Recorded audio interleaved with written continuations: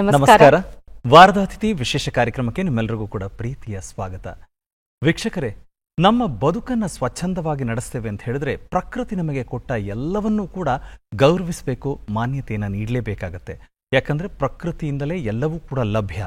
ಆದರೆ ನಮ್ಮ ಮನಸ್ಸುಗಳು ಆಹ್ಲಾದಕರವಾಗಿ ಏನಾದರೂ ರಂಜನಾತ್ಮಕವಾಗಿ ನಾವು ಖುಷಿ ಕೊಡುತ್ತೆ ಅಂತ ಹೇಳಿದ್ರೆ ಅದು 7 ಸ್ವರಗಳ ಸಂಗೀತ, ಅದು ಕೂಡ ಪ್ರಕೃತಿಯಿಂದನೇ ನಮಗೆ ಲಭ್ಯವಾದದ್ದು. ಹಾಗಾಗಿ ಪ್ರಕೃತಿ ಯಾವತ್ತೂ ಕೂಡ ಯಾವ ತಾರತಮ್ಯವನ್ನು ಮಾಡದೆ, ಜಾತಿ, ಧರ್ಮ, ಗಡಿ, ಭಾಷೆ ಇದ್ಯಾವುದನ್ನು ಕೂಡ ನೋಡದೆ ನಮಗೆಲ್ಲವನ್ನೂ ಕೂಡ ಕೊಟ್ಟಿದೆ ಅಂತ ಹೇಳಿದ್ರೆ, ಹಾಗೆ ಸಂಗೀತಕ್ಕೂ ಕೂಡ ಯಾವ ಇತಿಮಿತಿ ಇಲ್ಲದೆ ಅದನ್ನು ಪ್ರಫುಲ್ಲತೆ ಮತ್ತು ಪ್ರೌಢತೆಯನ್ನು ತಂದಂಥ ಹೆಗ್ಗಳಿಕೆ ಹಲವು ಮನೆತನಗಳಿಗೆ, ಹಲವು ಪರಂಪರೆಗೆ ಲಭ್ಯ, ಅದು ನಮಗೂ ಕೂಡ ಲಭ್ಯವಾಗುವಂತೆ ಮಾಡಿಕೊಟ್ಟಿದ್ದಾರೆ. ಈ ಹಿನ್ನೆಲೆಯಲ್ಲಿ ಇವತ್ತು ನಮ್ಮೊಟ್ಟಿಗಿರುವಂಥ ಅತಿಥಿಯ ಸಾಧನೆಯೂ ಕೂಡ ಅಂಥದ್ದೇ ಮನೆತನದ ಪರಂಪರೆ. ಒಂದು ಕಡೆ ಮೈಸೂರು ಸಂಸ್ಥಾನವನ್ನು ನೆನಪಿಸ್ಕೊಂಡ್ರೆ ಅಲ್ಲಿಯ ಕಲಾವಿದರು, ಇನ್ನೊಂದು ಕಡೆ ಹೈದರಾಬಾದ್ನ ನವಾಬರ ಅರಮನೆಯನ್ನು ನೆನೆಸ್ಕೊಂಡ್ರೆ ಅಲ್ಲಿ ಕೂಡ ಕಲಾವಿದರಾಗಿದ್ದು ಅವರ ತಾತ. ಅವರ ತಂದೆಯನ್ನು ಜ್ಞಾಪಿಸ್ಕೊಂಡ್ರೆ ಆಕಾಶವಾಣಿ ನಿಲಯದ ಕಲಾವಿದರಾಗಿದ್ದು. ಇನ್ನು ಹೀಗೆ ಈ ಕುಟುಂಬದ ಎಷ್ಟೊಂದು ಜನರನ್ನ ಸ್ಮರಿಸ್ತಾ ಬಂದರೆ, ಹೌದಪ್ಪ, ಎಲ್ಲರೂ ಕೂಡ ಕಲೆಯಲ್ಲೇ ತೊಡಗಿಸ್ಕೊಂಡಂಥ ಒಂದು ದೊಡ್ಡ ಹೆಗ್ಗಳಿಕೆಯ ಪರಂಪರೆಯನ್ನು ಕೊಟ್ಟಿದೆ ಈ ನಾಡಿಗೆ ಅಂತ. ಅದಲ್ಲದೆ ಇವರು ನುಡಿಸುವಂಥ ಅದ್ಭುತವಾದ ವಾದನ, ಅದು ಆ ವಾದನದ ನುಡಿಸುವಿಕೆ ಕೇಳಿದಾಗ ನಮಗೆ ಕರಳು ಹಿಂಡತ್ತೆ. ಅಂಥ ವಾದನ, ಅದುವೇ ವಿಶೇಷವಾದಂಥ ಸಾರಂಗಿ. ಸಂಗೀತ ಎನ್ನುವಂಥ ಮಹಾಸಾಗರದಲ್ಲಿ ಸಿಕ್ಕಂಥ ಅಮೂಲ್ಯ ರತ್ನ ಇವತ್ತಿನ ನಮ್ಮ ಸಾಧಕರು. ಯಾಕಂದ್ರೆ ಸಂಗೀತ ಕ್ಷೇತ್ರದಲ್ಲಿ ತಮ್ಮದೇ ಆದ ವಿಶೇಷ ಛಾಪು ಮೂಡಿಸಿದವರು. ಇವರ ಧ್ವನಿಯಲ್ಲಿ ಎಷ್ಟರ ಮಟ್ಟಿಗೆ ವೈಶಿಷ್ಟ್ಯತೆ ಇದೆ ಅಂದ್ರೆ, ಇವರು ಹಾಡಿದ ಒಂದು ಸಾಲು, ಒಂದು ಪದ ಅಷ್ಟೇ ಯಾಕೆ, ಒಂದು ಆಲಾಪ ಕೇಳ್ಬಿಟ್ರೆ ಸಾಕು, ಇದು ಇವರೇ ಅಂತ ಗಾಯಕರ ಹೆಸರನ್ನ ಖಡಾಖಂಡಿತವಾಗಿ ಗುರುತಿಸುವಷ್ಟು ಇವರ ಧ್ವನಿಯಲ್ಲಿ ವೈಶಿಷ್ಟ್ಯತೆ ಇದೆ. ಅಷ್ಟೇ ಅಲ್ಲ, ಭಾವಪೂರ್ಣ ಗಾಯನ ಜೊತೆಗೆ ಸಾಹಿತ್ಯದ ಸ್ಪಷ್ಟ ಉಚ್ಚಾರಣೆನ ಕೇಳಬೇಕು ಅಂದ್ರೆ ಇವರ ಹಾಡುಗಳನ್ನ ಕೇಳಬೇಕು ಅಂತ ಅನ್ಸುತ್ತೆ. ಅಷ್ಟರ ಮಟ್ಟಿಗೆ ಅದ್ಭುತವಾದ ಗಾಯನವನ್ನ ಅಳವಡಿಸಿಕೊಂಡಿರುವಂತಹ, ಅಷ್ಟೇ ಅಲ್ಲ, ಸಂಗೀತ ಅನ್ನೋದು ಜಾತಿ ಧರ್ಮ ಎಲ್ಲದಕ್ಕೂ ಮೀರಿರುವಂಥದ್ದು, ಇರುವುದೊಂದೇ ಕಲಾವಿದರ ಸಮುದಾಯ ಅಂತ ನಂಬಿದವರ ಇವರ ನಡೆ, ನುಡಿ, ವ್ಯಕ್ತಿತ್ವ, ಇವರು ಬೆಳೆದು ಬಂದಂತಹ ರೀತಿ, ಇವರಲ್ಲಿರುವಂತಹ ಪ್ರತಿಭೆ ಎಲ್ಲವನ್ನ ಗಮನಿಸಿದಾಗ ಇವರ ಮನಸ್ಸೇ ಒಂದು ಸರ್ವ ಜನಾಂಗದ ಶಾಂತಿಯ ತೋಟ ಅಂದ್ರೆ ತಪ್ಪಾಗಲ್ಲ. ಅಂತಹ ಅಪ್ರತಿಮ ಅಪರೂಪದ ಸಾಧಕರು ಇವತ್ತಿನ ನಮ್ಮ ಅತಿಥಿಯಾಗಿದ್ದಾರೆ. ಇವರು ಸಾರಂಗಿ ನುಡಿಸುವಂತಹ ಕಲಾವಿದರು ಹೌದು, ಗಾಯಕರು ಹೌದು, ಸಂಗೀತ ಸಂಯೋಜಕರು ಹೌದು. ಹಾಗಾದ್ರೆ ಆ ಅತಿಥಿ ಯಾರು, ಅವರ ಒಂದು ಕಿರು ಪರಿಚಯವನ್ನ ನೋಡ್ಕೊಂಡು ಬರೋಣ.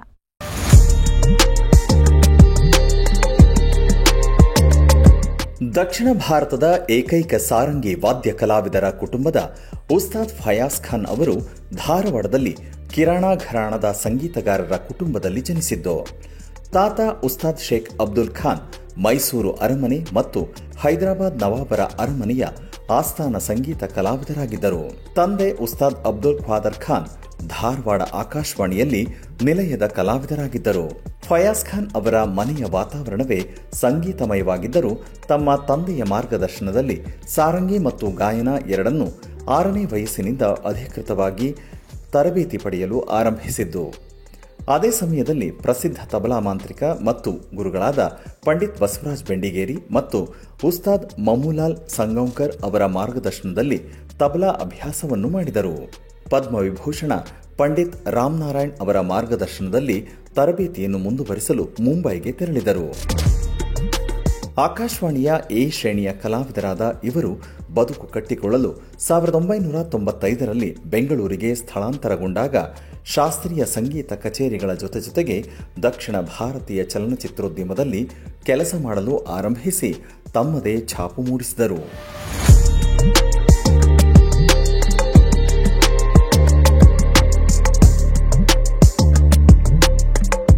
ಪ್ರಸಿದ್ಧ ಸಂಗೀತ ನಿರ್ದೇಶಕರೊಂದಿಗೆ ಕೆಲಸ ಮಾಡಿದ್ದಾರೆ.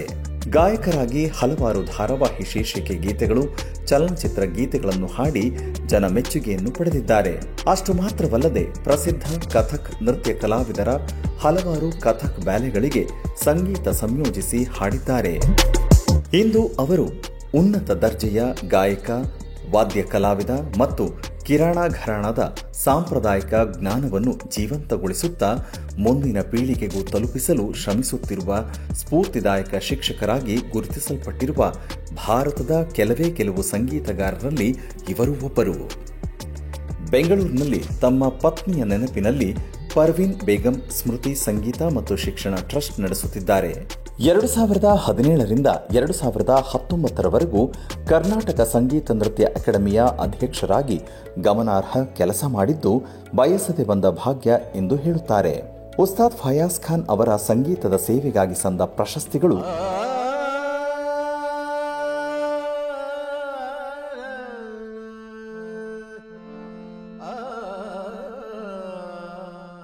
ಇವರ ಸಂಗೀತದ ಸೇವೆ ನಿರಂತರವಾಗಿ ಸಾಗಲಿ ಎಂಬುದೇ ನಮ್ಮ ಆಶಯ.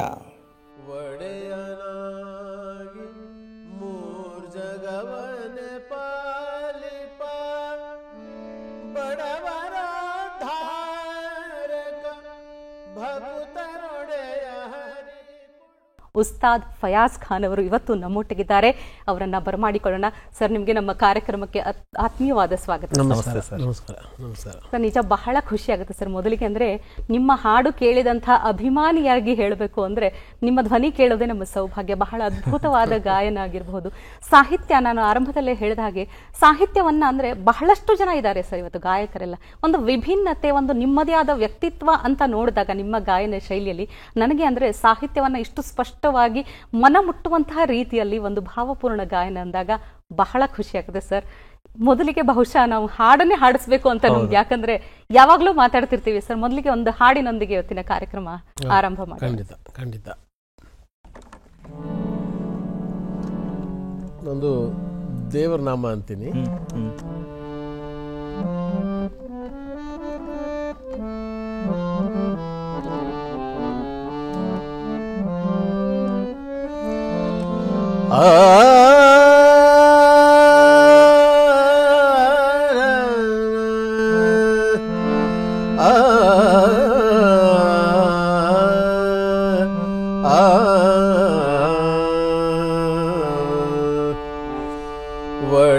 ಒಡೆಯನಾಗಿ ಮೂರ್ ಜಗವನೆ ಪಾಲಿಪ ಬಡವರ ಧಾರಕ ಭಕುತರೊಡೆಯ ಹರಿ ಕೊಡುವ ಕರ್ತೃ ಬೇರೆ ಇರುತ್ತಿರೆ, ಕೊಡುವ ಕರ್ತೃ ಬೇರೆ ಇರುತ್ತಿರೆ, ಬಿಡು ಬಿಡು ಚಿಲ್ತೆಯನು ಮನುಜ.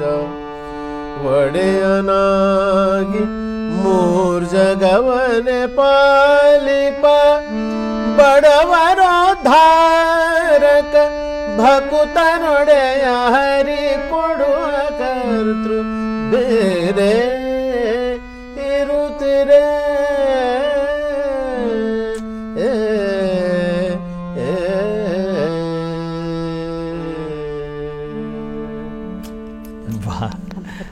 ಎಂಥ ಜಾದು ಅನ್ಸುತ್ತೆ ಸರ್. ನೀವು ಹಾಡಬೇಕಾದ್ರೆ ರಾಗದ ಬಳಕೆ ಇರ್ಬೋದು, ನಿಮ್ಮ ಪ್ರಸ್ತುತಿಯ ಶೈಲಿ ಇರ್ಬೋದು, ಬಹುಶಃ ಇದು ನಿಮ್ಮ ಇಡೀ ಪರಂಪರೆಯನ್ನ ನೆನಪಿಸ್ಬಿಡತ್ತೆ ಸರ್. ಅಂದ್ರೆ ನಿಮ್ಮ ತಂದೆ ತಾತ ಇರ್ಬೋದು, ಇನ್ನೊಂದು ಕಡೆ ನೀವು ಕಲಿತಂತ ಗುರು ಪರಂಪರೆ ಇರ್ಬೋದು, ಒಟ್ಟು ಎಲ್ಲದೂ ಸೇರಿಸಿ ಮತ್ತೆ ಫಯಾಜ್ ಖಾನ್ ಏನು ಅಂತ ನಿಮ್ಮ ವ್ಯಕ್ತಿತ್ವದಲ್ಲಿ ಪ್ರಸ್ತುತಪಡಿಸೋದು ನಿಮ್ಮ ಹಾಡಿನ ಶೈಲಿಯಲ್ಲಿ ಗೊತ್ತಾಗುತ್ತೆ ಸರ್. ಸರ್, ಅದೇ ಈ ನಿಮ್ಮ ಬದುಕಿನ ಬಗ್ಗೆ ತಿಳ್ಕೊಳ್ಬೇಕು ಅಂತ ಹೇಳಿದ್ರೆ ಎಂಥ ಹೆಗ್ಗಳಿಕೆ ಸರ್. ಮೈಸೂರು ಸಂಸ್ಥಾನದಲ್ಲಿ ಅರಮನೆಯ ಕಲಾವಿದರಾಗಿದ್ರು ನಿಮ್ಮ ತಾತ ಅಂತ ಹೇಳಿದ್ರೆ, ಮತ್ತೆ ಹೈದರಾಬಾದ್ನ ನವಾಬರ ಕಾಲದಲ್ಲಿ ಅಲ್ಲಿ ಕಲಾವಿದರು ಅಂತ ಹೇಳಿ ಸರ್. ಅಂದ್ರೆ ಅವ್ರ ವಿಚಾರಗಳನ್ನು ತಿಳ್ಕೊಳ್ಬೇಕಾದ್ರೆ ನಮಗೂ ಜವಾಬ್ದಾರಿ ಇದೆ ಸರ್, ಒಬ್ಬ ಕಲಾವಿದನ ಬಗ್ಗೆ ತಿಳ್ಕೋಬೇಕು ಅಂತ. ಇದು ನಮ್ಮ ಪರಂಪರೆ. ಅಂದ್ರೆ ಸಾರಂಗಿ ಅನ್ನೋ ವಾದ್ಯ ನುಡಿಸೋರ್ ಪರಂಪರೆ ಇದು. ಸಾರಂಗಿ ನುಡಿಸೋರು ನಮ್ಮ ಮನೆತನದಲ್ಲಿದ್ರು, ಹಾಡೋರಿದ್ರು. ಇನ್ನು ರಬಾಬ್ ಅಂತ ಹೇಳಿ ಒಂದು ವಾದ್ಯ, ಇದೆಲ್ಲ ನಮ್ಮ ಉತ್ತರ ಭಾರತದ ಕಡೆ ಬಳಕೆಯಲ್ಲಿ ಇರದಂತಹ ವಾದ್ಯಗಳು. ನಮ್ಮ ಮನೆತನ ಈ ಕಿರಾನ ಅಂತ ಹೇಳಿ ಒಂದು ಕೈರಾನ ಅಂತ ಒಂದು ಊರದು ಉತ್ತರ ಪ್ರದೇಶದಲ್ಲಿ, ಅಲ್ಲಿಯವರು ಇವರೆಲ್ಲ. ಇವರು ಅವಾಗೆಲ್ಲ ರಾಜಾಶ್ರಯದಲ್ಲಿ ಇರ್ತಿದ್ರಲ್ಲ ಕಲಾವಿದರು. ಈಗಿನ ತರ ಅವಾಗ ಗೌರ್ಮೆಂಟ್ ಸರ್ವಿಸ್ಗಳಂತ ಏನಿರ್ತಿರ್ಲಿಲ್ಲ. ಎಲ್ಲೆಲ್ಲಿ ರಾಜಾಶ್ರಯದಲ್ಲಿ ಅವ್ರಿಗೆ ಆಶ್ರಯ ಸಿಗ್ತಿತ್ತು ಅಲ್ಲಿ ಇರ್ತಿದ್ರು ಇವರು. ಹಂಗೆ ಗ್ವಾಲಿಯರ್ ಸಂಸ್ಥಾನದಲ್ಲಿ ನಮ್ಮ ತಾತ ಮೊದಲಿಗೆ ಕೆಲಸ ಮಾಡಿದ್ದು. ಅಲ್ಲಿಂದ ನಮ್ಮ ಕಿರಾನ ಘರಾನೆಯ ಬಹಳ ದೊಡ್ಡ ಕಲಾವಿದರು, ಮೂಲ ಪುರುಷರು ಅಂತ ಹೇಳ್ತೀವಿ ನಾವು, ಅವರ ಸಂಪರ್ಕದಲ್ಲಿ ಇದ್ದಿದ್ರಿಂದ ಇವರು ಈ ಕಡೆ ಬರೋದಾಯ್ತು. ಹಿಂದಿ ಬರೋದು ಹೋಗೋದು ಆಗ್ತಿತ್ತು. ಮೈಸೂರು ಸಂಸ್ಥಾನದಲ್ಲಿಯೂ ಕೂಡ ಅವ್ರ ಜೊತೆನೆ ಬಂದಿದ್ರು ಇವರು.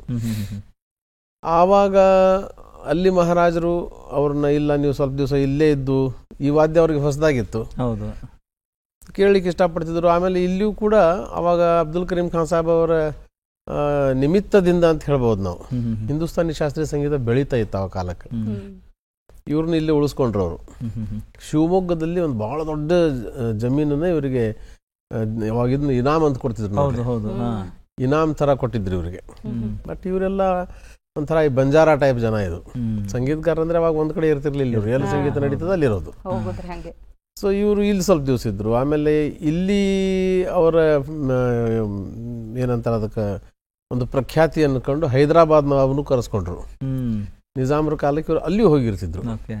ಸೊ ಇವ್ರು ಓಡಾಡ್ಕೊಂಡಿರೋರು, ಸ್ವಲ್ಪ ಟೈಮ್ ಅಲ್ಲಿರೋದು, ಸ್ವಲ್ಪ ಟೈಮ್ ಇಲ್ಲಿರೋದು, ಹಿಂಗೆ ನಡೀತಾ ಇತ್ತು. ಕೊನೆಗೆ ಇವೆಲ್ಲ ರಾಜ್ಯಗಳು ವಿಲೀನ ಆಗ್ಲಿಕ್ಕತ್ತು. ಸರ್ಕಾರ ಬಂತು, ರಾಜಶಾಹಿ ಎಲ್ಲ ಹೋಯ್ತು, ಆ ಟೈಮ್ ಇರಬಹುದು. ಎಲ್ಲ ವಿಲೀನ ಆಯಿತು. ಮೈಸೂರು ರಾಜ್ಯ ಕೂಡ ವಿಲೀನ ಆಯಿತು. ಕೊನೆಗೆ ಉಳಿದಿದ್ದು ಹೈದರಾಬಾದ್ ಒಂದೇ. ಅವರು ಬಹಳ ಟೈಮ್ ತನಕನೂ ನಾನು ಕೊಡೋದಿಲ್ಲ ಅಂತ, ಆ ಹಿಸ್ಟ್ರಿ ನಿಮ್ಗೆ ಗೊತ್ತಿರ್ತದೆ. ಸೊ ಅಲ್ಲಿ ಸ್ವಲ್ಪ ದಿವಸ ಉಳಿದ್ರಿ ಇವರು. ಕೊನೆಗೆ ಅವರು ಇಲ್ಲ ಆಯಿತು ಸರಿ ನಾವು ವಿಲೀನ ಆಗ್ತೀವಿ ಅಂದಾಗ, ಅಲ್ಲಿವರೆಗೂ ನಮ್ಮ ತಾತ ಇರಲಿಲ್ಲ, ಅವ್ರು ತೀರೋಗಿದ್ರು. ನಮ್ಮ ತಂದೆ ಅವರು ಆಸ್ಥಾನದಲ್ಲೇ ಇದ್ರು. ಅವ್ರಿಗೆ ಅವರು ಒಂದು ಸಜೆಷನ್ ಕೊಡ್ತಾರೆ, ಇಲ್ಲ ನೀವು ಆಕಾಶವಾಣಿ ಅಂತ ಆಗ್ತಾ ಇದೆ ಈಗ ಸರ್ಕಾರದ್ದು, ನೀವು ಅದರಲ್ಲಿ ಹೋಗಿ ಸೇರ್ಕೊಳ್ಳಿ ಅಂತ. ಸೊ ನಮ್ಮ ತಂದೆಯವರಿಗೆ ಒಂದು ಅವಕಾಶ ಸಿಗ್ತದೆ, ಧಾರವಾಡಕ್ಕೆ ಬಂದು ಧಾರವಾಡದಲ್ಲಿ ಆಕಾಶವಾಣಿಯಲ್ಲಿ ಸೇರುವಂಥ ಒಂದು ಸಂದರ್ಭ ಬರ್ತೈತೆ. ಅವ್ರು ಧಾರವಾಡಕ್ಕೆ ಬರ್ತಾರೆ. ಧಾರವಾಡಕ್ಕೆ ಬಂದು ಇಲ್ಲಿ ನೌಕರಿ ಜಾಯಿನ್ ಆಗ್ತಾರೆ.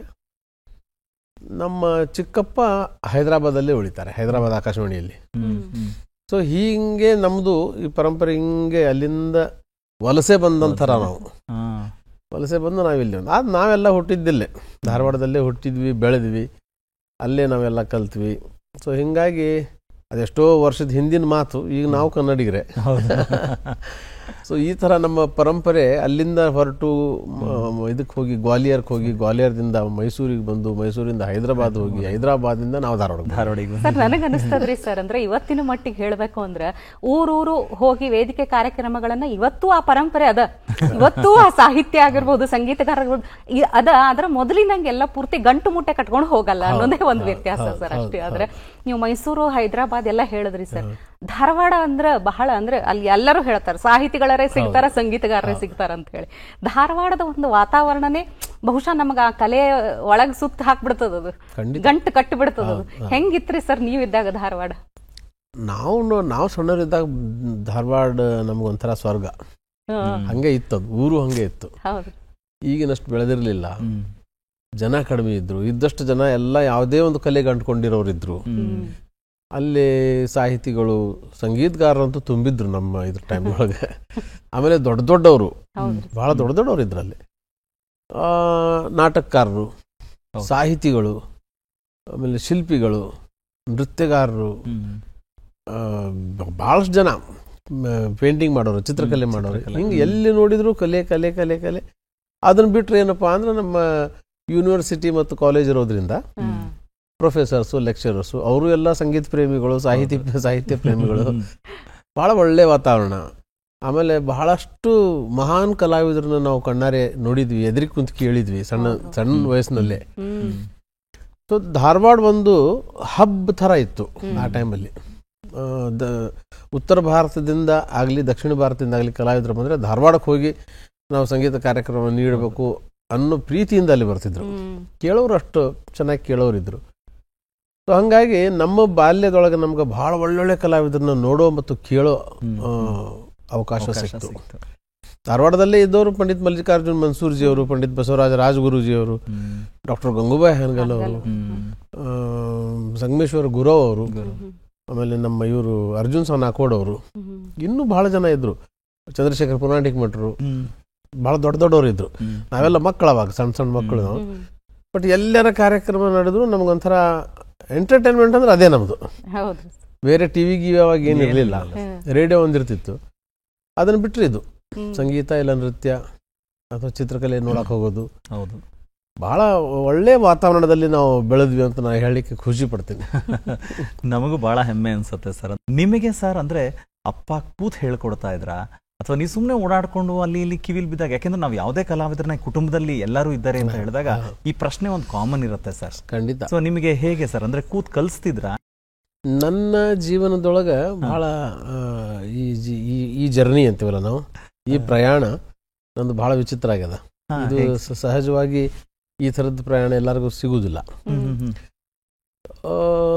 ಅದನ್ನ ಏನು ಹೇಳಬೇಕಂದ್ರೆ ಬಹಳ ಒಂಥರ ಇಂಟ್ರೆಸ್ಟಿಂಗ್ ಆಗಿತ್ತು ನಂದು. ನನ್ಗೆ ಬಹಳ ಇಷ್ಟ ಆಗಿದ್ದು ಮೊದಲು ತಬಲಾ. ಹೌದ್ರಿ? ಓಕೆ. ನಾನು 5ನೇ 6ನೇ ವರ್ಷದ ಹುಡುಗ ಇದ್ದಾಗ ಪಂಡಿತ್ ಬಸವರಾಜ್ ಬೆಂಡಿಗೇರಿ ಅವ್ರು ಅಂತ ಹೇಳಿ ನಮ್ಮ ಗುರುಗಳು, ಹೌದು ಸರ್, ಅವ್ರ ಹತ್ರ ನನಗೆ ತಬಲಾ ಕಲೀಲಿಕ್ಕೆ ಬಿಟ್ರು. ನಾನು ಅವ್ರ ಮನೆಗೆ ಹೋಗ್ತಿದ್ದೆ, ಎಲ್ಲ ಹತ್ರ ಮನೆಗಳೇ, ಹಿಂಗಾಗಿ ಓಡಾಡ್ತಿದ್ವಿ. ಕೆಲವು ಸರ್ತಿ ಗುರುಗಳು ನಮ್ಮ ಮನೆಗೆ ಬಂದ್ಬಿಡ್ತಿದ್ರು. ಹಂಗಾಗಿ ಆಮೇಲೆ ಒಂದ್ಸರ್ತಿ ಗುರುಗಳ ಮನೆಗೆ ಬಂದ್ರೆ 2-3 ದಿವಸ ನಮ್ಮಲ್ಲೇ ಕ್ಯಾಂಪ್ ಅವ್ರದ್ದು. ಅವ್ರ ಮನೆಗೆ ಹೋಗ್ತಿರ್ಲಿಲ್ಲ, ಇಲ್ಲೇ ಇರೋದು. ಅವರು ಇಲ್ಲೇ ಎದ್ದು ಕಲಿಸೋದು ಮಾಡೋದು ಎಲ್ಲ ಇರ್ತಿತ್ತು. ಸೊ ಅವ್ರ ಹತ್ರ ತಬಲಾ ಕಲಿತೆ. ಸುಮಾರು ಒಂದು 7-8 ವರ್ಷ 10 ವರ್ಷನೇ ಕಲಿತೆ ಅವ್ರ ಹತ್ರ. ತಕ್ಕ ಮಟ್ಟಿಗೆ ನಾನು ನುಡಿಸ್ಲಿಕ್ಕೆ ಪ್ರಾರಂಭ ಮಾಡಿದಾಗ ಎಲ್ಲ ದೊಡ್ಡ ದೊಡ್ಡ ಕಲಾವಿದ್ರ ಮನೆಗೆ ಹೋಗೋದು, ಅವ್ರ ಕ್ಲಾಸ್ಗಳು ನಡೆಯುವಾಗ ಅವ್ರ ಜೊತೆ ಠೇಕ ಹಿಡಿಯೋದು, ಇದನ್ನೆಲ್ಲ ಮಾಡ್ತಿದ್ದೆ. ಆಮೇಲೆ 12-13 ವರ್ಷದ ಹುಡುಗ ಆಗೋಷ್ಟೊತ್ತಿಗೆ ಒಂದಿಷ್ಟು ಕಾರ್ಯಕ್ರಮಗಳಿಗೆ ಕರ್ಕೊಂಡು ಹೋಗ್ಲಿಕ್ಕೆ ಶುರು ಮಾಡಿದ್ರು ಕಲಾವಿದರು. ಒಳ್ಳೆ ಹುಡುಗ, ಚಲೋ ಬಾರಿಸ್ತಾನೆ ಹುಡುಗ ಅಂತೇಳಿ ಕರ್ಕೊಂಡು ಹೋಗೋರು. ಸೊ ಹಾಗಾಗಿ ಸ್ವಲ್ಪ ಪರಿಚಯ ಆಯ್ತು. ಕೊನೆಗೆ ನಮ್ಮ ತಂದೆಯವರು ಕಲಾವಿದ್ರಲ್ಲ, ಹಿಂಗಾಗಿ ಯಾರ ಮಗ ಅಂತಂದ್ರೆ ಅಬ್ದುಲ್ ಖಾದರ್ ಅವ್ರ ಮಗ ಅಂತ ಪರಿಚಯ ಆಯ್ತು. ಹಂಗೂ ಹಿಂಗೂ ನಡೆದಿತ್ತು. ಕೊನೆಗೆ ಏನಾಯ್ತು, ಸಾರಂಗಿ ಅಥವಾ ಹಿಂಗೆ ಹಾರ್ಮೋನಿಯಂ ನುಡಿಸೋದು, ಹಾಡೋದು, ಇದೆಲ್ಲ ಹೆಂಗಂದ್ರೆ ಒಂಥರ ಮನೆಯೊಳಗೆ ಸಹಜವಾದ ನಡೀತಿರ್ತಕ್ಕಂಥ ಯಾವುದನ್ನು ನಮ್ಮ ತಂದೆ ನಮಗೆ ಬೆರಳು ಹಿಡಿದು ಕಲಿಸಿಲ್ಲ. ನಮ್ಮ ಅವ್ರನ್ನ ನೋಡಿ ನಾನು ನುಡಿಸ್ತಾ ಇದ್ದೆ ಸ್ವಲ್ಪ. ಅದು ಅವ್ರು ಇಲ್ದಾಗ, ಯಾಕಂದ್ರೆ ಅವ್ರ ಎದುರಿಗೆ ಕುಂತು ನುಡಿಸೋ ಅಷ್ಟು ಧೈರ್ಯ ನಮ್ಗೆ ಇರಲಿಲ್ಲ. ಹಂಗಾಗಿ ಅವ್ರು ಇಲ್ದಾಗ, ಅವ್ರ ಆಫೀಸಿಗೆ ಹೋದಾಗ ಅವ್ರು ಸಾರಂಗಿ ತೊಗೊಂಡು ಸ್ವಲ್ಪ ಸರ್ಗಮ್ ಎಲ್ಲ ನುಡಿಸೋದು ಮಾಡ್ತಾ ಇದ್ದೆ. ನಮ್ಮ ತಂದೆಗೆ ಇಷ್ಟ ಇರಲಿಲ್ಲ ನಾವು ಸಂಗೀತಕ್ಕೆ ಬರೋದು. ಹೌದಾ? ಯಾಕಂದ್ರೆ ಅವ್ರ ಜೀವನದಲ್ಲಿ ಪಟ್ಟಂಥ ಕಷ್ಟಗಳನ್ನ ನೆನೆಸ್ಕೊಂಡು ಅವರು ಮಕ್ಕಳು ಏನಾದರೂ ಓದಿ ನೌಕರಿ ಮಾಡಲಿ ಅಂತಿದ್ರು. ಬೇಡ, ಸಂಗೀತದ ಕಷ್ಟ ಬೇಡ ಅಂತ. ಆಮೇಲೆ ಅದನ್ನು ಸಾಧಿಸ್ತೇವೋ ಇಲ್ಲೋ ಅನ್ನೋ ಒಂದು ಇದು ಬೇಕಲ್ಲ, ಗ್ಯಾರಂಟಿನೂ ಬೇಕಲ್ಲ, ಅದು ಇದಿರಲಿಲ್ಲ. ಹಿಂಗಾಗಿ ಅವ್ರು ಬೇಡವೇ ಬೇಡ, ಇದು ಸಾಕು, ನನ್ನ ತಲೆಯಿಂದನೇ ಸಾಕು ಅನ್ನೋ ಇದಕ್ಕೆ ಬಂದ್ಬಿಟ್ಟಿದ್ರು ಸ್ಥಿತಿಗೆ. ಆದರೆ ನಾವು ಅಂದ್ಕೊಂಡಂಗೆ ನಡೆಯುವುದಿಲ್ಲ ಎಲ್ಲ. ಸರಸ್ವತಿ ಇವ್ರ ಕಡೆ ಸೇವೆ ತಗೋಬೇಕಂದ್ರೆ ಆರಿಸ್ಕೋತಾಳ, ಆ ಥರ ಅದು ನನಗೆ ಬಂತು. ಕೊನೆಗೆ ನಾನು ಅಭ್ಯಾಸನೂ ಮಾಡಲಿಕ್ಕೆ ಭಾಳ ಪ್ರೀತಿಯಿಂದ ಮಾಡ್ತಿದ್ದೆ. ತಂದೆಯವರು ಕೊನೆ ಹಂತದಲ್ಲಿ, ಅಂದರೆ ನಾನು 10ನೇ ತರಗತಿ ಓದೋ ಟೈಮ್ನಾಗ ನಮ್ಮ ತಂದೆಯವರು ತೀರು ಹೋದರು. ಅಂದರೆ 15-16 ವರ್ಷದ ಹುಡುಗ ಇದ್ದಾಗ. ಆ ಒಂದು 2-3 ವರ್ಷ ಅವ್ರ ಜೊತೆಗೆ ಇರುವಂತಹ ಒಂದು, ಅಂದರೆ ಅವ್ರ ಸೇವೆಗಾಗಿ ಇರುವಂಥ ಒಂದು ಪ್ರಸಂಗ ಸಿಗ್ತಿತ್ತು. ಆ ಟೈಮಲ್ಲಿ ನನಗೊಂದಿಷ್ಟು ಪಾಠ ಹೇಳಿದರು. ಅಂದರೆ ಗಾಯನಕ್ಕೂ ಆಯ್ತು, ಸಾರಂಗಿಗೂ ಆಯಿತು, ಎರಡೂ ಒಂದೇ. ಅದು ಪಾಠ ಮಾಡಿದರು. ಪಾಠ ಅಂದರೆ ಅದು ಎಂಥ ಪಾಠ ಅಂದರೆ 24x7 ಅಂತೀವಿ ನೋಡ್ರಿ ನಾವು, 24 ಗಂಟೆ ಅದು ಹೇಳೋರು. ಆಮೇಲೆ ನೆನಪಿಟ್ಕೋಬೇಕು, ಹಿಂಗಿತ್ತು. ಹಾಡಲಿಕ್ಕೆ ಕಷ್ಟ ಯಾಕಾಗಲಿಲ್ಲ ಅಂದರೆ, ಸಾಮಾನ್ಯವಾಗಿ ಧ್ವನಿ ಚೆನ್ನಾಗಿದ್ದರಿಂದ ಎಲ್ಲ ಹಾಡುಗಳನ್ನ ಹಾಡ್ತಿದ್ವಿ ನಾವು ಮೊದಲು.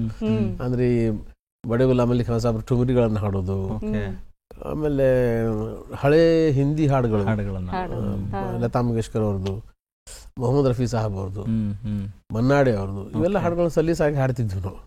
ಧ್ವನಿ ಆರಾಮಾಗಿತ್ತು. ಕೊನೆಗೆ ತಂದೆಯವ್ರ ತಾಲೀಮ್ ಪ್ರಾರಂಭ ಆದಾಗ ಸ್ವಲ್ಪ ಸೀರಿಯಸ್ಲಿ ಮಾಡಬೇಕಾಯ್ತು. ತಂದೆಯವ್ರು ಹೋದ ನಂತರ ನಾನು ಭಾಳ ಟೈಮ್ ತನಕನೂ ಸಾರಂಗಿ ಬಗ್ಗೆ ಕೆಡಿಸ್ಕೊಂಡಿರ್ಲಿಲ್ಲ. ಆಮೇಲೆ ಅದು ಕಾಡ್ಲಿಕ್ಕೆ ಸ್ಟಾರ್ಟ್ ಆಯ್ತು. ಇದು ಮೂಕಾಗಿಬಿಡ್ತದಲ್ಲ ನಮ್ಮ ಮನೆ ಒಳಗೆ, ಇಷ್ಟು ಪರಂಪರೆಯಿಂದ ನುಡಿಸ್ಕೊಂತ ಬಂದಿರ್ತಕ್ಕಂಥ ವಾದ್ಯ, ಅದೊಂದು ಕಡೆ ಇರೋದು ನೋಡಿ ಭಾಳ ಬೇಜಾರಾಗ್ತಿತ್ತು. ಕೊನೆಗೆ ಇರಲಿ, ಪ್ರಯತ್ನ ಮಾಡೋದಂತೂ ಮಾಡೋದು, ಬರ್ತತೋ ಬಿಡ್ತತೋ ದೇವ್ರಿಗೆ ಬಿಟ್ಟಿದ್ದು ವಿಚಾರ ಅಂತ. ತಬಲಾ ಜೊತೆಗೆ ಗಾಯನದ ಜೊತೆಗೆ ಸಾರಂಗಿನೂ ಪ್ರಾಕ್ಟೀಸ್ ಮಾಡೋದಾಯ್ತು. ಸೊ ಇದು ಸೈಮಲ್ಟೇನಿಯಸ್ಲಿ 3 ನನಗೆ ಸುತ್ತಕೊಂಡಿದ್ದು. ಕೊನೆಗೆ ಆಮೇಲೆ ಏನಾಯ್ತು ಅಂದರೆ, ನಾನು ಇಲ್ಲ ಸಾರಂಗಿನೇ ಮೇನ್ ಮಾಡಬೇಕು ಅಂತ ಸಾರಂಗಿ ಎತ್ಕೊಂಡೆ. ಸಾರಂಗಿಗೆ ಭಾಳ ಅದನ್ನು ಸೀರಿಯಸ್ಲಿ ನಾನು ಅದನ್ನು ತಗೊಂಡು ಅಭ್ಯಾಸ ಮಾಡ್ಲಿಕ್ಕತ್ತೆ. ಆದರೆ ಗುರು ಮುಖೇನ್ ಅಭ್ಯಾಸ ಆಗಲಿ ಅಂದ್ರೆ ಆಗುವುದಿಲ್ಲ. ತಂದೆಯವರು ಹೇಳಿದ್ದ ಒಂದಿಷ್ಟು ಪಾಠಗಳನ್ನು ನಾನು ಮಾಡ್ತಾ ಇದ್ದೆ. ಆವಾಗ ಅನಿಸಿ ಏನು ಮಾಡಿದೆ ನಾನು, ಇಲ್ಲ ಇದು ಸಾರಂಗಿ ನುಡಿಸೋರ ಹತ್ರನೇ ಹೋಗ್ಬೇಕು ಇದಕ್ಕೆ. ಭಾಳ ಅಲ್ದಾಡಿದೆ ಅವಾಗ. ಅಂದರೆ ಎಲ್ಲೆಲ್ಲೂ ಹೋದೆ. ಮಜೀದ್ ಖಾನ್ ಅವ್ರ ಹತ್ರ ಹೋದೆ, ಅವ್ರಿಗೂ ಆಗಲಿಲ್ಲ. ಸುಲ್ತಾನ್ ಖಾನ್ ಸಾಬ್ರ ಕಡೆ ಹೋದೆ, ಅವ್ರಿಗೂ ಆಗಲಿಲ್ಲ. ಅವರೆಲ್ಲ ಬ್ಯುಸಿ ಇದ್ರು ಅವಾಗ. ಅಬ್ದುಲ್ ಲತೀಫ್ ಖಾನ್ ಸಾಬ್ರ ಕಡೆ ಹೋದೆ, ಅವ್ರಿಗೂ ಆಗಲಿಲ್ಲ. ಕೊನೆಗೆ ನನಗೆ ಸಿಕ್ಕಿದ್ದು ನನ್ನ ಒಂಥರ ಏನಂತಾರೆ ಅದಕ್ಕೆ, ನನಗೆ ಮಾನಸ ದೇವರಿದ್ದಂಗೆ ಪಂಡಿತ್ ರಾಮನಾರಾಯಣಜಿ ಅವ್ರ ಹತ್ರ ನಾನು ಹೋದೆ. ಹೋದ್ಮೇಲೆ ಅವ್ರ ಪ್ರೀತಿಯಿಂದ ಒಪ್ಕೊಂಡು ಬಾ ನೀನು ಹತ್ರ ಅಂತಂದ್ರು. 6-7 ವರ್ಷ ಅವ್ರ ಹತ್ರ ಇದ್ದು ಅವರು ಏನು ಬೆರಳು ಹಿಡಿದು ಕಲಿಸ್ಲಿಲ್ಲ. ಅವರು ಸುಮ್ಮನೆ ಹೇಳೋರು, ನೋಡಿದ್ದು ಹಿಂಗೆ ಮಾಡು ಹಿಂಗೆ ಮಾಡು ಹಿಂಗೆ ಮಾಡು ಅಂತ. ಅವ್ರಿಗೆ ಗೊತ್ತಿತ್ತು ಯಾರು ಮಾಡ್ತಾರೆ ಯಾರು ಮಾಡೋದಿಲ್ಲ ಅನ್ನೋದು ಗೊತ್ತಿರ್ತದಲ್ಲ. ಆ ಪ್ರಕಾರ ನನಗೆ ಗೈಡ್ ಮಾಡೋರು, ಇನ್ನು ಈ ಥರ ಪ್ರಾಕ್ಟೀಸ್ ಮಾಡಬೇಕು, ಹಿಂಗೆ ಮಾಡಬೇಕು. ಅಲ್ಲಿ ಮಾಡ್ತಾ ಮಾಡ್ತಾ ಮಾಡ್ತಾ ಮಾಡ್ತಾ ಹಾಡೋದು. ಸಾರಂಗಿ ಹೋಗಿ ಬರಲಿಲ್ಲ ಅಂದರೆ ಹಾಡಿ ನೋಡೋದು, ಇದು ಹಾಡಿನೊಳಗೆ ಹಿಂಗೆ ಬರ್ತದೆ, ಸಾರಂಗಿ ಒಳಗೆ ಈ ಥರ ಬರ್ತಿರ್ಬೋದು ಅಂತ. ಫಿಂಗರ್ ಟೆಕ್ನಿಕ್ ನಾವು ಡೆವಲಪ್ ಮಾಡ್ಕೋಬೇಕು. ಕೆಲವೊಂದು ಗುರುಗಳು ಕಲಿಸಿದ್ದಿರ್ತದೆ, ಅದ್ರ ಜೊತೆಗೆ ನಾವು ಡೆವಲಪ್ ಮಾಡಬೇಕು.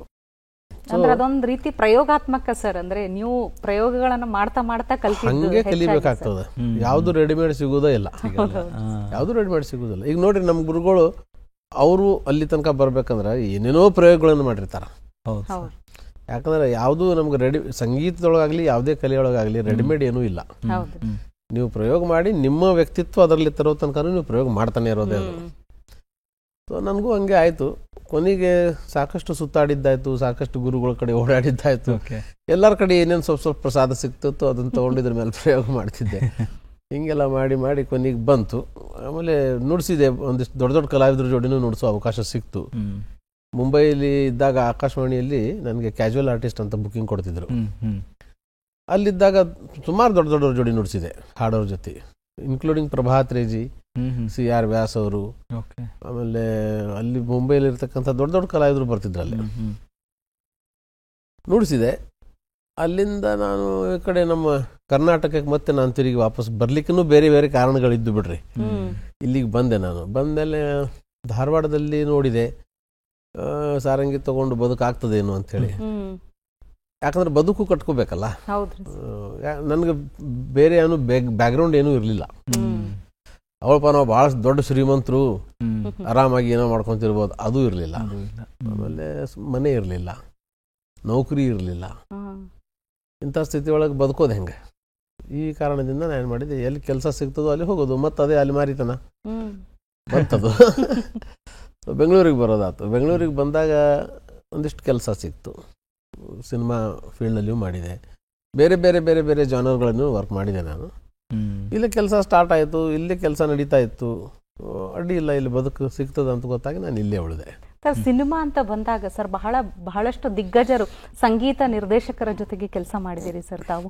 ರಾಜನ್ ನಾಗೇಂದ್ರ ಅವರಾಗಿರ್ಬೋದು, ವಿಜಯ ಭಾಸ್ಕರ್ ಅವರಾಗಿರ್ಬೋದು, ಬಹಳಷ್ಟು ಜನ ಸರ್.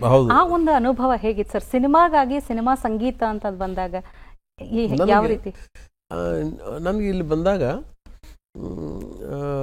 ಸಿನಿಮಾ ಸಂಗೀತಕ್ಕೆ ಹೋಗ್ಲಿಕ್ಕೆ ಫಸ್ಟ್ ಇಷ್ಟ ಇರಲಿಲ್ಲ,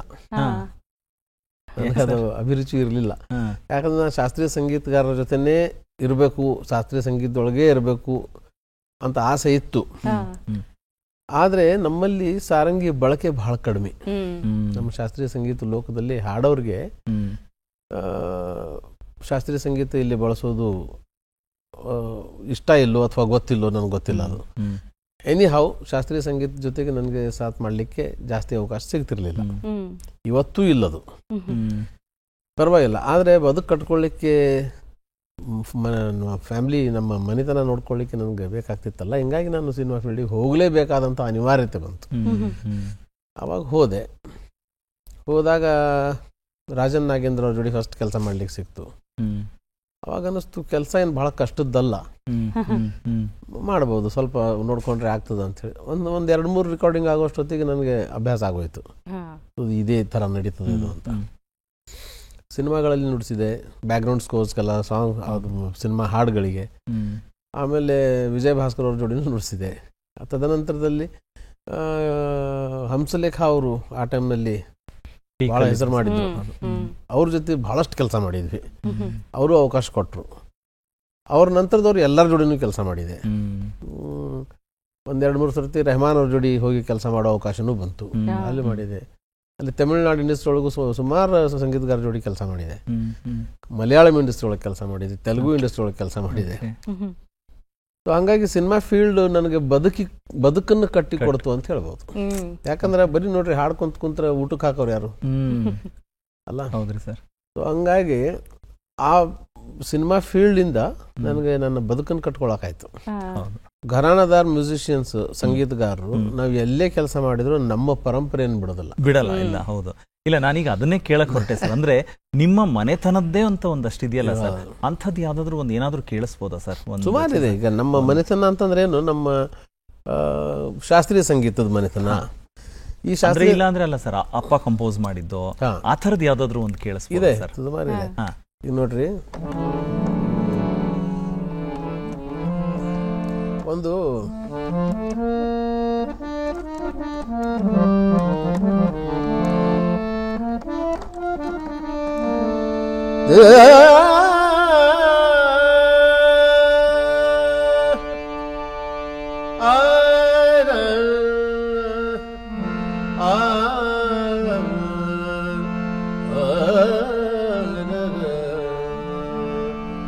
ಇದು ತಂದೆಯವರು ಯಾವಾಗಾರ ಹಾಡ್ತಿದ್ರು ಮನೆಯೊಳಗೆ, ಕೇಳಿಸ್ಕೊಂಡಿದ್ದು ನಾನು.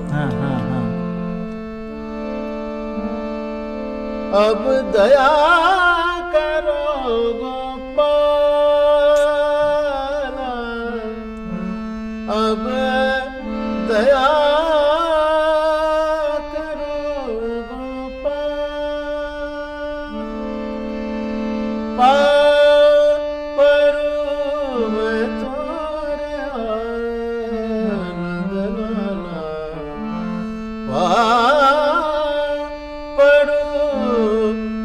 तोरे आनंद लाला, अब दया करो गोपाल.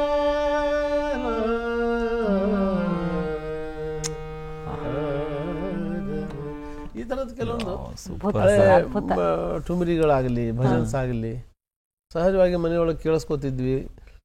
ನಮ್ಮ ಪರಂಪರೆ ಇದು ಅಂದ್ರೆ ನಮ್ಮ ಕಿರಾಣ ಘರಾಣದವರು ಹಾಡ್ತಿದ್ವಿ. ಈಗ ಕರುಣಾ ಕ್ಯೂ ನೈ ಆವೆ, ಅಬ್ದುಲ್ ಕರೀಂ ಖಾನ್ ಹಾಡಿದ್ದು ಒಂದು ಹಳೆಯದೊಂದಿದೆ, ಅವನ್ನೆಲ್ಲ ಕೇಳಿಸ್ಕೊತಿದ್ವಿ. ತಂದೆಯವರು ಹಾಡ್ತಿದ್ರು ಮನೆಯೊಳಗೆ. ಹಿಂಗಾಗಿ ಈಗ ನಾವು ಘರಾಣಿದಾರ ಅಂತ ಅಂದ್ರೆ ಈಗ ಸುಮಾರು 8-10 ತಲೆಮಾರುಗಳಾಗ್ಬಿಟ್ಟು. ಈಗ ನಮ್ಮ ಮಕ್ಕಳು ಅಂತ ನೋಡಿದ್ರೆ 10ನೇ ತಲೆಮಾರು, ಅವರು 9ನೇ ತಲೆಮಾರು.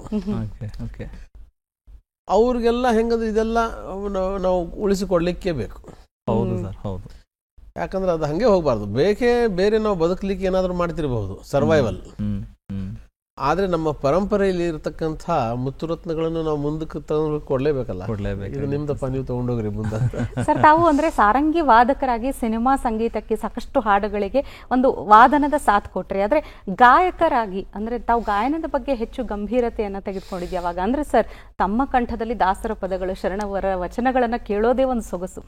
ಈ ಎಲ್ಲ ಗಾಯನದ ಬಗ್ಗೆ ಸಂಪೂರ್ಣವಾಗಿ ಈ ಕಡೆ ಯಾವಾಗ ಶುರು? ಇಲ್ಲ, ಅದೇ ನಾನು ಈ ಸಿನಿಮಾ ಸಂಗೀತಕ್ಕಂತ ಬಂದಲ್ಲ, ಅಲ್ಲಿ ನಾನು ಬಂದಿದ್ದು ಬೇರೆನೇ ಕಾರಣ. ಅಂದ್ರೆ ನಾನು ಸರ್ವೈವಲ್, ಫೈನಲಿ ಬದುಕಲಿಕ್ಕೆ ಒಂದು ದಾರಿ ಬೇಕಾಗಿತ್ತು, ಅದಕ್ಕೆ ಬಂದೆ. ಬಟ್ ನನ್ನ ಮೂಲ ದಾರಿ ಇತ್ತು ಅದು ಶಾಸ್ತ್ರೀಯ ಸಂಗೀತನೇ ಆಗಿತ್ತು. ನಾನು ಹಾಡ್ತಿದ್ದೆ. ಕೆಲವೊಂದು ಕಾರ್ಯಕ್ರಮಗಳು ಅವಾಗೂ ಸಿಗ್ತಿದ್ದು, ಅವಾಗಲೂ ಒಂದೊಂದು ಕಡೆ ಕರೆದು ಹಾಡಿಸ್ತಿದ್ರು, ಅಲ್ಲಿ ಹಾಡ್ಲಿಕ್ಕೆ ಹೋಗ್ತಿದ್ವಿ. ಇದೆಲ್ಲ ಮಾಡ್ತಿರ್ಬೇಕಾದ್ರೆ ಸೀರಿಯಸ್ಲಿ ನಾನು ಅದನ್ನೇ ಮಾಡಬೇಕು ಅಂತ ಬಂದಿದ್ದಕ್ಕೆ ಒಂದು ಕಾರಣ ಅದ. ಒಂದು, ಈ ಎಲ್ಲ ದಾರಿಗಳನ್ನು ನೋಡಿದೆ. ತಬಲಾ ನೋಡಿದೆ. ತಬಲಾದೊಳಗೂ ಸಾಕಷ್ಟು ಅವಾಗ ಪ್ರೀತಿ ಕೊಟ್ಟರು ಜನ, ಇಲ್ಲ ಅಂತಲ್ಲ. ಅಲ್ಲಿಂದ ಸಾರಂಗಿಗೆ ಬರ್ಲಿಕ್ಕೆ ಬೇರೆ ಕಾರಣ ಇದ್ದಿದ್ದು, ನಮ್ಮ ಮನೆಯೊಳಗದು ಮೂಕಾಗಬಾರ್ದು ಅಂತ. ಅದು ಎರಡನೇ ಕಾರಣ. ಸಿನಿಮಾ ಸಂಗೀತಕ್ಕೆ ಹೋಗ್ಲಿಕ್ಕೆ ಬದುಕು, ಅದು ಇನ್ನೊಂದು ಕಾರಣ ಆಯ್ತು. ಈ ಎಲ್ಲಾದ್ರ ಮಧ್ಯೆ ನನ್ನ ಗಾಯನದ ಅಭ್ಯಾಸ ನಾನು ಬಿಟ್ಟಿರ್ಲಿಲ್ಲ, ನಾನು ಮಾಡ್ತಾನೆ ಇದ್ದೆ. ಆಮೇಲೆ ನಾನು ನೋಡಿದೆ, ನನ್ಗೆ ಬಹಳ ಆನಂದ ಕೊಡುವಂಥದ್ದು ಯಾವುದು ಅಂದ್ರೆ ಗಾಯನ. ಅತ್ಯಂತ ಅದರಿಂದ ಖುಷಿ ಆಗ್ತದೆ. ಒಂಥರ ಹಾಡಿದ್ಮೇಲೆ ಒಂಥರ ನೆಮ್ಮದಿ ಮನಸ್ಸಿಗೆ. ನಾ ಏನ್ ಬೇಕು ಎಲ್ಲ ಹಾಡ್ಕೋಬಹುದು. ಸೊ ಹಾಗಾಗಿ ಆ ಒಂದು ಆತ್ಮಾನಂದಕ್ಕೋಸ್ಕರ ನಾನು ಇದಕ್ಕೆ ತಿರುಗಬೇಕಾಯ್ತು ಒಂದು. ಎರಡನೇದ್ದೇನೆಂದ್ರೆ, ನಮ್ಮ ಕಡೆ ಶಾಸ್ತ್ರೀಯ ಸಂಗೀತ ಅಂದ್ಕೊಳ್ಳೆ ಅದರದ್ದು ಬೇರೆ ಒಂದು ಪರ್ಸೆಪ್ಷನ್ ಅಂತೀವಿ ನಾವು. ಇತ್ತೀಚೆಗಂತೂ ಮಾತಾಡೋ ಹಾಗಿಲ್ಲ, ಮಾತಾಡಬಾರ್ದು ಈಗ. ಸೊ ನನಗೆ ಅದು ಹಳೆ ಜನರ ಗಾಯಕಿ, ಹಳೆ ಒಂದು ಪದ್ಧತಿ, ಅದು ಬಹಳ ಇಷ್ಟ, ನಮ್ಮ ಘರಾಣಿದ್ದು. ಅದನ್ನು ನಾನು ಮುಂದುವರಿಸ್ಕೊಂಡು ಹೋಗ್ಬೇಕನ್ನೋ ಕಾರಣಕ್ಕೆ ನಾನು ಈ ಕಡೆ ಬಂದೆ, ಶಾಸ್ತ್ರೀಯ ಸಂಗೀತಕ್ಕೆ ಬಂದೆ. ಅದರ ಜೊತೆಗೆ ಬೇರೆ ಬೇರೆ ಎಲ್ಲ ಗಾಯನಗಳು, ಅಂದರೆ ವಚನ ಸಂಗೀತ ಆಗಲಿ, ದಾಸವಾಣಿ ಆಗಲಿ, ಹಿಂದಿ ಭಜನ್ಸ್ಗಳಾಗಲಿ, ಗಜಲ್ ಕೂಡ ನಾನು ಹಾಡ್ತೀನಿ. ಯಾಕಂದ್ರೆ ಗಜಲ್ ನನಗೆ ಬಹಳ ಪ್ರೀತಿ, ಅವನ್ನೂ ಹಾಡ್ತೀನಿ. ನೀವು ಹೇಳಿದ್ರಿ ಸರ್ ನನಗೆ ಗಜಲ್ಲು ಬಹಳ ಇಷ್ಟ ಅಂತ. ನಮಗೊಂದು ಗಜಲ್ ಕೇಳಿಸಿ ಸರ್. ನಮ್ಮ ಸಂಗೀತದೊಳಗೆ ಏನಂತೀವಪ್ಪ ಅಂತಂದ್ರೆ ಟ್ರೀಟ್ಮೆಂಟ್. ಈಗ ಎಲ್ಲ ರೋಗಕ್ಕೂ ಒಂದು ಔಷಧಿ ಇರಂಗಿಲ್ಲ. ಹೌದು ಸರ್, ಹೌದು. ಹಂಗೆ ಶಾಸ್ತ್ರೀಯ ಸಂಗೀತಕ್ಕೆ ಒಂದು ಏನು ಥ್ರೋ ಬೇಕಂತೀವಲ್ಲ ನಾವು, ಅದು ಶಾಸ್ತ್ರೀಯ ಸಂಗೀತಕ್ಕೆ. ನೀವು ಮತ್ತೆ ಬೇರೆ ಜಾನರ್, ಅಂದರೆ ಫಾರ್ ಎಕ್ಸಾಂಪಲ್ ನೀವು ಠುಮ್ರಿ ಹಾಡಿದರೆ, ಠುಮ್ರಿ ಹಾಡಲಿಕ್ಕೆ ಧ್ವನಿ ವ್ಯವಸ್ಥೆ ಬೇರೆ. ಅದೇ ನೀವು ದಾಸವಾಣಿಗೆ ಬಂದರೆ ಅದರದ್ದು ವ್ಯವಸ್ಥೆ ಬೇರೆ. ಹೌದು. ವಚನವಾಣಿ, ದಾಸವಾಣಿಗೆ ಬಂದರೆ. ಗಜಲಿಗೆ ಹೋದ್ರೆ ಮತ್ತೆ ನೀವು ಅದು ದಾರಿ ಬೇರೆ ಬೇರೆನೆ. ಹೌದು. ಸೊ ಇದೆಲ್ಲ ಮಾಡ್ಯುಲೇಷನ್ ಅಂತಾರೆ. ಈಗ ಇಂಗ್ಲಿಷ್ ಪದಗಳನ್ನು ಬಳಸಬೇಕಾದ್ರೆ ನಾವು ಸೌಂಡ್ ಮಾಡ್ಯುಲೇಷನ್ ಅಥವಾ ವಾಯ್ಸ್ ಮಾಡ್ಯುಲೇಷನ್, ಮಾಡ್ಯುಲೇಷನ್ ಬೇಕು. ಮಾಡ್ಯುಲೇಷನ್ ಇಲ್ಲ ಅಂದ್ರೆ ಗಾಯಕಿ ಒಳಗ ಸೌಂದರ್ಯ ಹುಟ್ಟುವುದಿಲ್ಲ. ಇದೆಲ್ಲದಕ್ಕೂ ಇನ್ನೊಂದು ಮೂಲ ಕಾರಣ ಇರೋದು ಸಾಹಿತ್ಯ. ಸಾಹಿತ್ಯ ಒಂದು ವೇಳೆ ಸ್ಪಷ್ಟತೆ ಇರಲಿಲ್ಲ ಅಂದ್ರೆ ನೀವು ಏನು ಹಾಡಿದ್ರು ಅದು ನಿಮ್ಗೆ ರುಚಿಸೋದಿಲ್ಲ. ಸಾಹಿತ್ಯ ಶುದ್ಧತೆ ಬೇಕು. ಸಾಹಿತ್ಯವನ್ನು ತಿಳ್ಕೊಂಡೇ ಹಾಡಬೇಕು. ಅದು ಗಜಲ್ ಇರಬಹುದು, ಸಿನಿಮಾ ಹಾಡಿರಬಹುದು, ಭಜನ್ ಇರಬಹುದು, ಯಾವುದೇ ಇರಬಹುದು, ಈವನ್ ಕ್ಲಾಸಿಕಲ್ ಇರಬಹುದು. ನಾನು ಅದನ್ನೇ ಪ್ರಯತ್ನ ಮಾಡ್ತೀನಿ. ನಾನು ಹಾಡ್ತಾ ಇರೋದು ಏನು ನನಗಾದ್ರೂ ಅರ್ಥ ಆಗ್ಬೇಕಾ ಫಸ್ಟ್. ಹೌದು. ಇನ್ನೊಬ್ಬರಿಗೆ ಅರ್ಥ ಆಗೋದು ಬಿಡ್ರಿ ಹೋಗ್ಲಿ, ಅಟ್ಲೀಸ್ಟ್ ನನಗಾದ್ರೂ ಗೊತ್ತಾಗಬೇಕು ನಾನು ಹಾಡ್ತಾ ಇರೋದು ಏನು, ಅದ್ರ ಭಾವಕ್ಕೆ ತಕ್ಕಂಗೆ ನಾನು ನನ್ನ ಧ್ವನಿಗೂಡಿಸ್ತಾ ಇದ್ದೇನಾ. ಇದು ಒಂಥರ ಅವಲೋಕನ ಇದೆ ನಮ್ಮ ಒಳಗೆ. ನಾವೇನೇ ತಿಳ್ಕೊಬೇಕು ಇದನ್ನ. ನಾವು ಒಂದು ವೇಳೆ ಇದನ್ನ ಸರಿಯಾಗಿ ಈ ಕೆಲಸಕ್ಕೆ ನಾವು ನ್ಯಾಯ ಒದಗಿಸಿದ್ರೆ ಖಂಡಿತವಾಗ್ಲೂ ಅದು ಇನ್ನೊಬ್ಬರಿಗೆ ಚಲೋ ಕೇಳಿಸ್ತದೆ. ಈ ದೃಷ್ಟಿಯಿಂದ ನಾನು ಯಾವುದೇ ಹಾಡು ಹಾಡಬೇಕಾದ್ರೂ ಅದರದ್ದೇ ಆದಂಥ ಶೈಲಿ, ಅದರದ್ದೇ ಆದಂಥ ಥ್ರೋ, ಧ್ವನಿಗೆ ಏನು ಬೇಕು ಅದನ್ನು ಪ್ರಯೋಗ ಮಾಡ್ತೇನೆ. ದೇವರ ನಾಮ ಹಾಡಬೇಕಾದ್ರೆ ಅದಕ್ಕೆ ಏನು ಬೇಕು ಅದನ್ನೇ ಹಾಡಬೇಕು. ಹೌದು. ನಾನು ದೇವರ ನಾಮ ಹಾಡಬೇಕಾದ್ರೆ ಅದ್ರ ಮೇಲೆ ನಾನು ಕ್ಲಾಸಿಕಲ್ದು ಒತ್ತಡ ಹಾಕಿದರೆ ಅಷ್ಟು ರುಚಿಸೋದಿಲ್ಲ. ಕ್ಲಾಸಿಕಲ್ ಬೇಕು, ಕ್ಲಾಸಿಕಲ್ ಮೂಲ ಬೇರೆ, ಅದು ಎಲ್ಲದಕ್ಕೂ ಅದೇ ಮೂಲ. ಆದರೆ ಅದರೊಳಗಿಂದ ಬರ್ತಂಥ ರೆಂಬೆಗಳಿಗೆ ನಾವು ನ್ಯಾಯ ಕೊಡ್ಬೇಕಂದ್ರೆ ಅದಕ್ಕೆ ಎಷ್ಟು ಬೇಕೋ ಅಷ್ಟೇ ಭಾರ ಹಾಕಬೇಕು. ಆ ರೀತಿ ನೀವು ಗಜಲ್ ಕೇಳ್ತೀನಿ ಅಂದ್ರೆ ನೋಡ್ರಿ,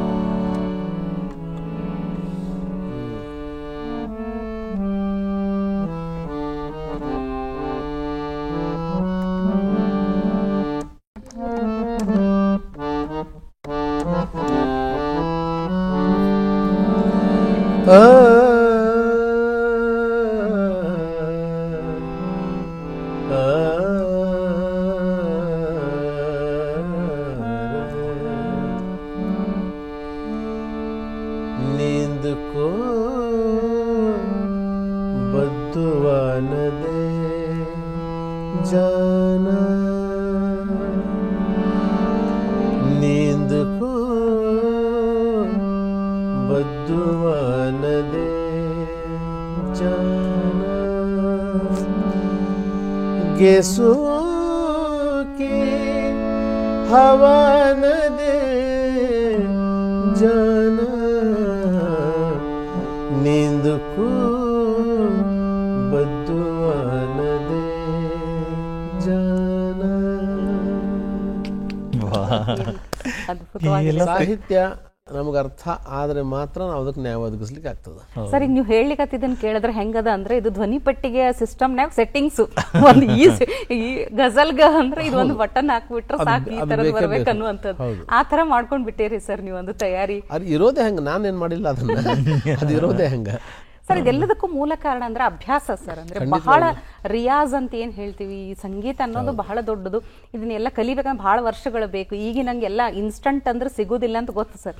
ಈಗ ಅಭ್ಯಾಸ ಅಂತ ಕೇಳಿದಾಗ ಎಲ್ಲೋ ಓದಿದ್ ನೆನಪು ಸರ್. ತಾವು ಈ ಮಾತಿಗೆ ನಮ್ ಕಡೆ ಹೇಳ್ತಾರ ನೋಡ್ರಿ ಸರ್, ಪ್ರಾಕ್ಟೀಸ್ ಮಾಡೋದು ಬಹಳ ಕಿರಿಕಿರಿ ಆಗಿದ್ದಕ್ಕೆ ಸುಡ್ಗಾಡಕ್ ಹೋಗಿ ಅಂದಿದ್ದಕ್ಕೆ ನೀವು ಸೀದಾ ಸ್ಮಶಾನದಾಗ ಹೋಗಿ ಪ್ರಾಕ್ಟೀಸ್ ಮಾಡಿದ್ರಿ ಅಂತ. ಹೌದ್ರಿ ಸರ್?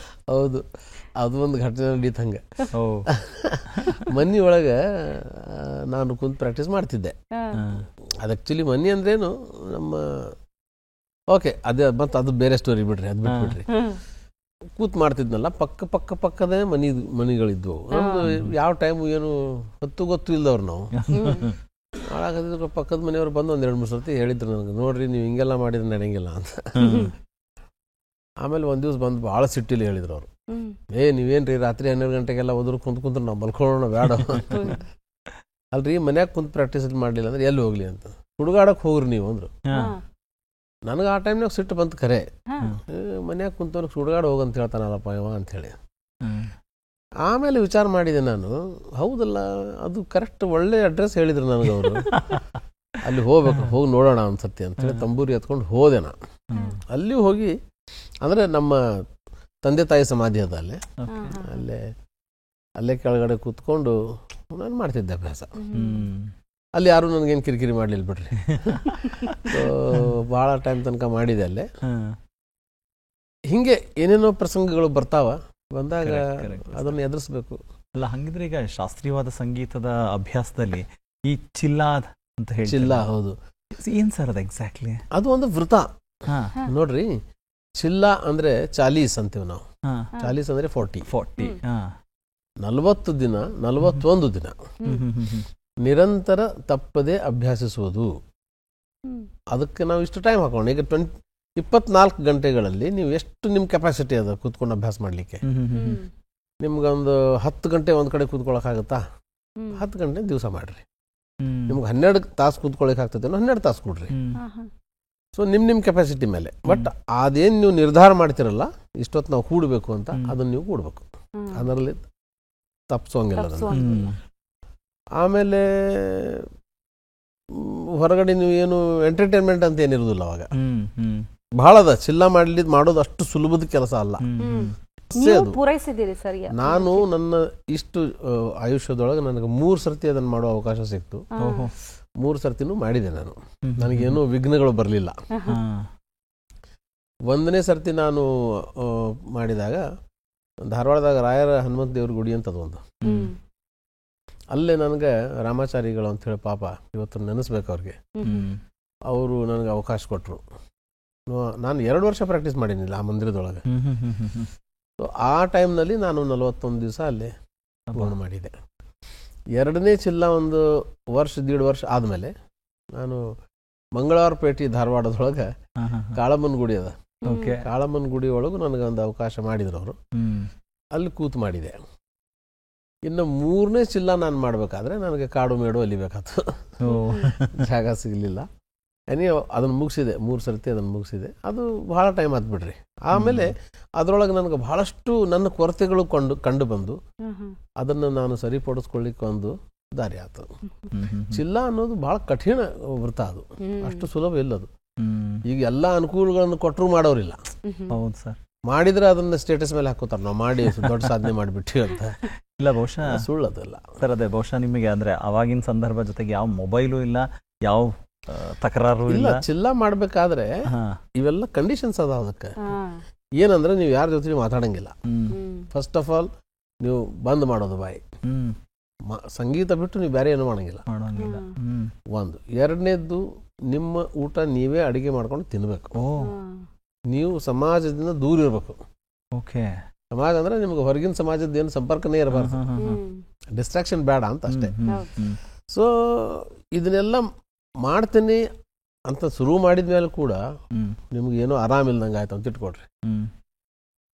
ಕಟ್ಟಾತ ಮತ್ತೆ ಜ್ವರ ಬಂತು ಅಥವಾ ಏನೋ ಆಯ್ತು, ಅದೊಂದ್ಸರ್ತಿ ಬ್ರೇಕ್ ಆಯ್ತು ಅಂದ್ರೆ ಮುಗೀತು. ಮತ್ತೆ ಇನ್ನೊಂದ್ಸರ್ತಿ ನೀವು ಫಸ್ಟ್ ಇಂದಾನೆ ಸ್ಟಾರ್ಟ್ ಶುರು ಮಾಡಬೇಕು. ಹಿಂಗಿರೋದ್ರಿಂದ ಅಷ್ಟು ಸುಲಭ ಇಲ್ಲದು. ನಾ ಮಾಡಿಬಿಡ್ತೀನಿ ಅಂದ್ರೆ ಹಂಗೆ ಎಲ್ಲರಿಗೂ ಮಾಡಕ್ ಆಗೋದಿಲ್ಲ. ಸುಗಮ ಸಂಗೀತಕ್ಕೂ ಕೊಟ್ಟಂತ ಕೊಡುಗೆ ನಿಮ್ದು ಅಪಾರವಾಗಿದೆ ಸರ್. ತುಂಬಾ ಜನರು ದೊಡ್ಡವ್ರ ಜೊತೆ ಕೆಲಸ ಮಾಡ್ತೀರಿ, ದೊಡ್ಡವ್ರ ಒಡನಾಟ, ಅದೆಲ್ಲ ಪರಮಾತ್ಮನ ಕೃಪೆ ಅಂತ ಹೇಳ್ಬೋದು.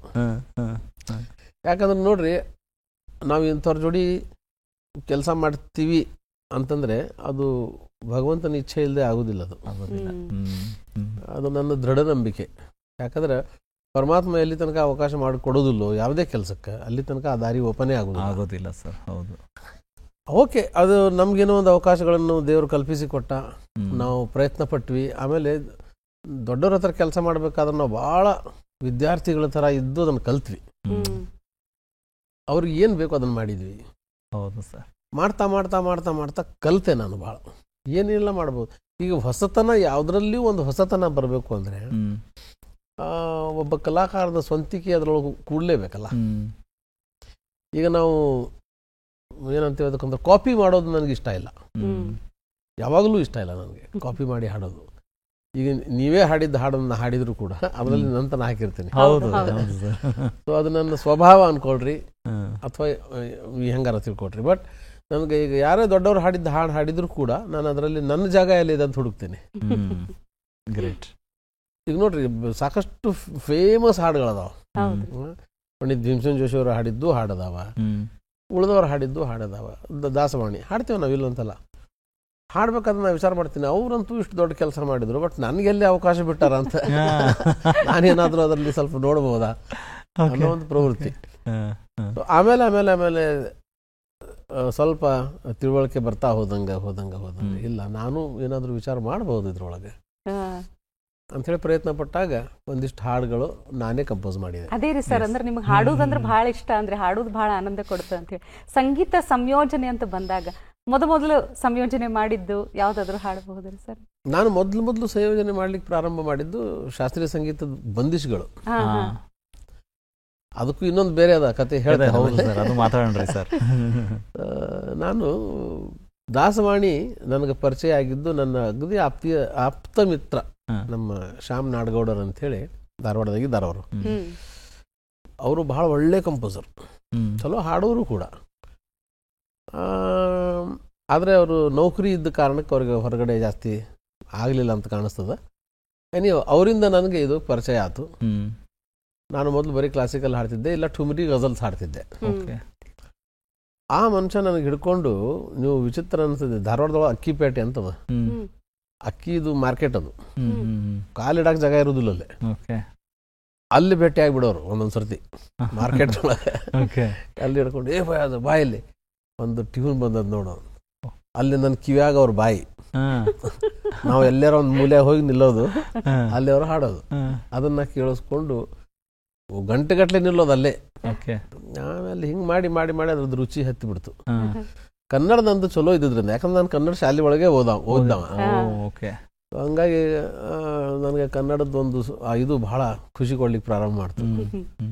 ದಾಸವಾಣಿ ಒಳಗಿರ್ತಕ್ಕಂಥ ಮರ್ಮ, ಯಾಕಂದ್ರೆ ನಾನು ನಡೆದು ಬಂದ ದಾರಿನೂ ಅಷ್ಟೇ ಕಠಿಣನೂ ಇತ್ತು. ಹಿಂಗಾಗಿ ಬಹಳ ನನ್ನ ಜೀವನಕ್ಕೆ ಹತ್ರ ಹಾಕೋಂತ ಹೋದವು. ಕೆಲವೊಂದು ಧಾಟಿ, ಪಾರಂಪರಿಕ ಧಾಟಿನ ಅನ್ಕೊಡ್ರಿ, ಅವು ಬಹಳ ನನಗೆ ಇಷ್ಟ ಆಗ್ಲಿಕ್ಕೆ ಪ್ರಾರಂಭ ಆದವು. ಯಾಕಂದ್ರೆ ನನ್ನ ಮೇಲಿನೂ ಆ ಘಟನೆಗಳು ನಡೆದು ಹೋಗಿದ್ದು. ಹಿಂಗಾಗಿ ಮೇ ಬಿ ನನಗೆ ಹತ್ರ ಆದವು ಏನೋ ಅಂತ ಅನಿಸ್ತೈತಿ.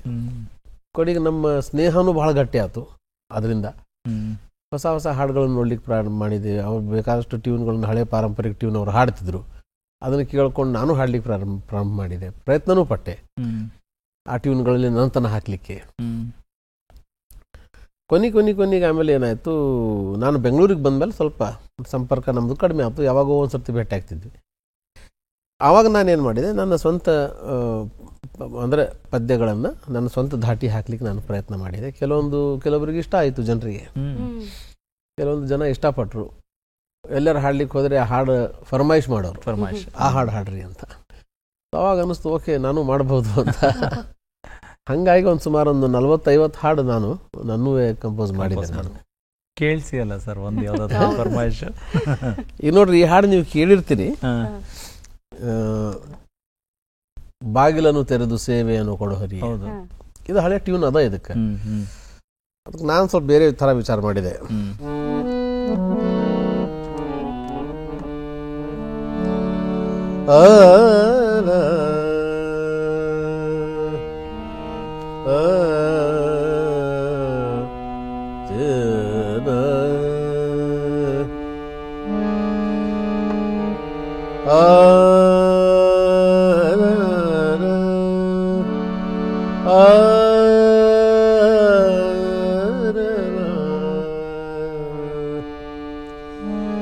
ಕೂಗಿದರು ಧ್ವನಿ ಕೇಳಲು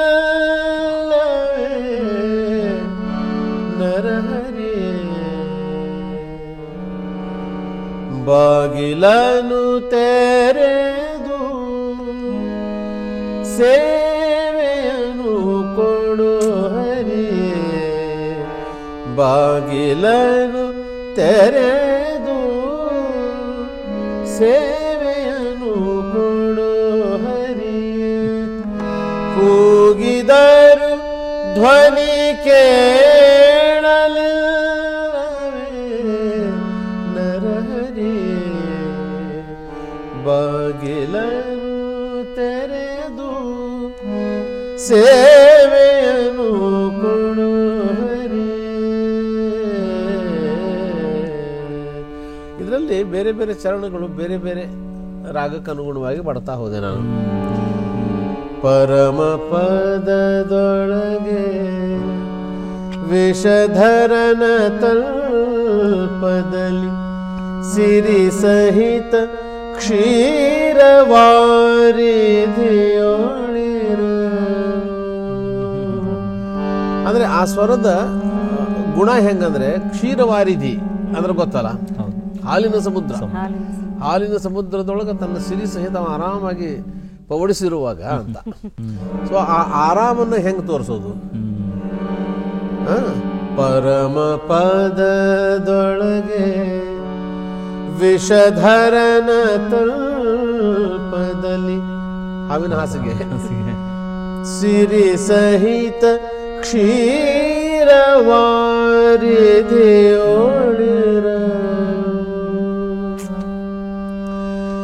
ಕರಿರಾಜ ಕಷ್ಟದಲ್ಲಿ ಆದಿಮೂಲ ಎಂದು ಕರಿರಾಜ.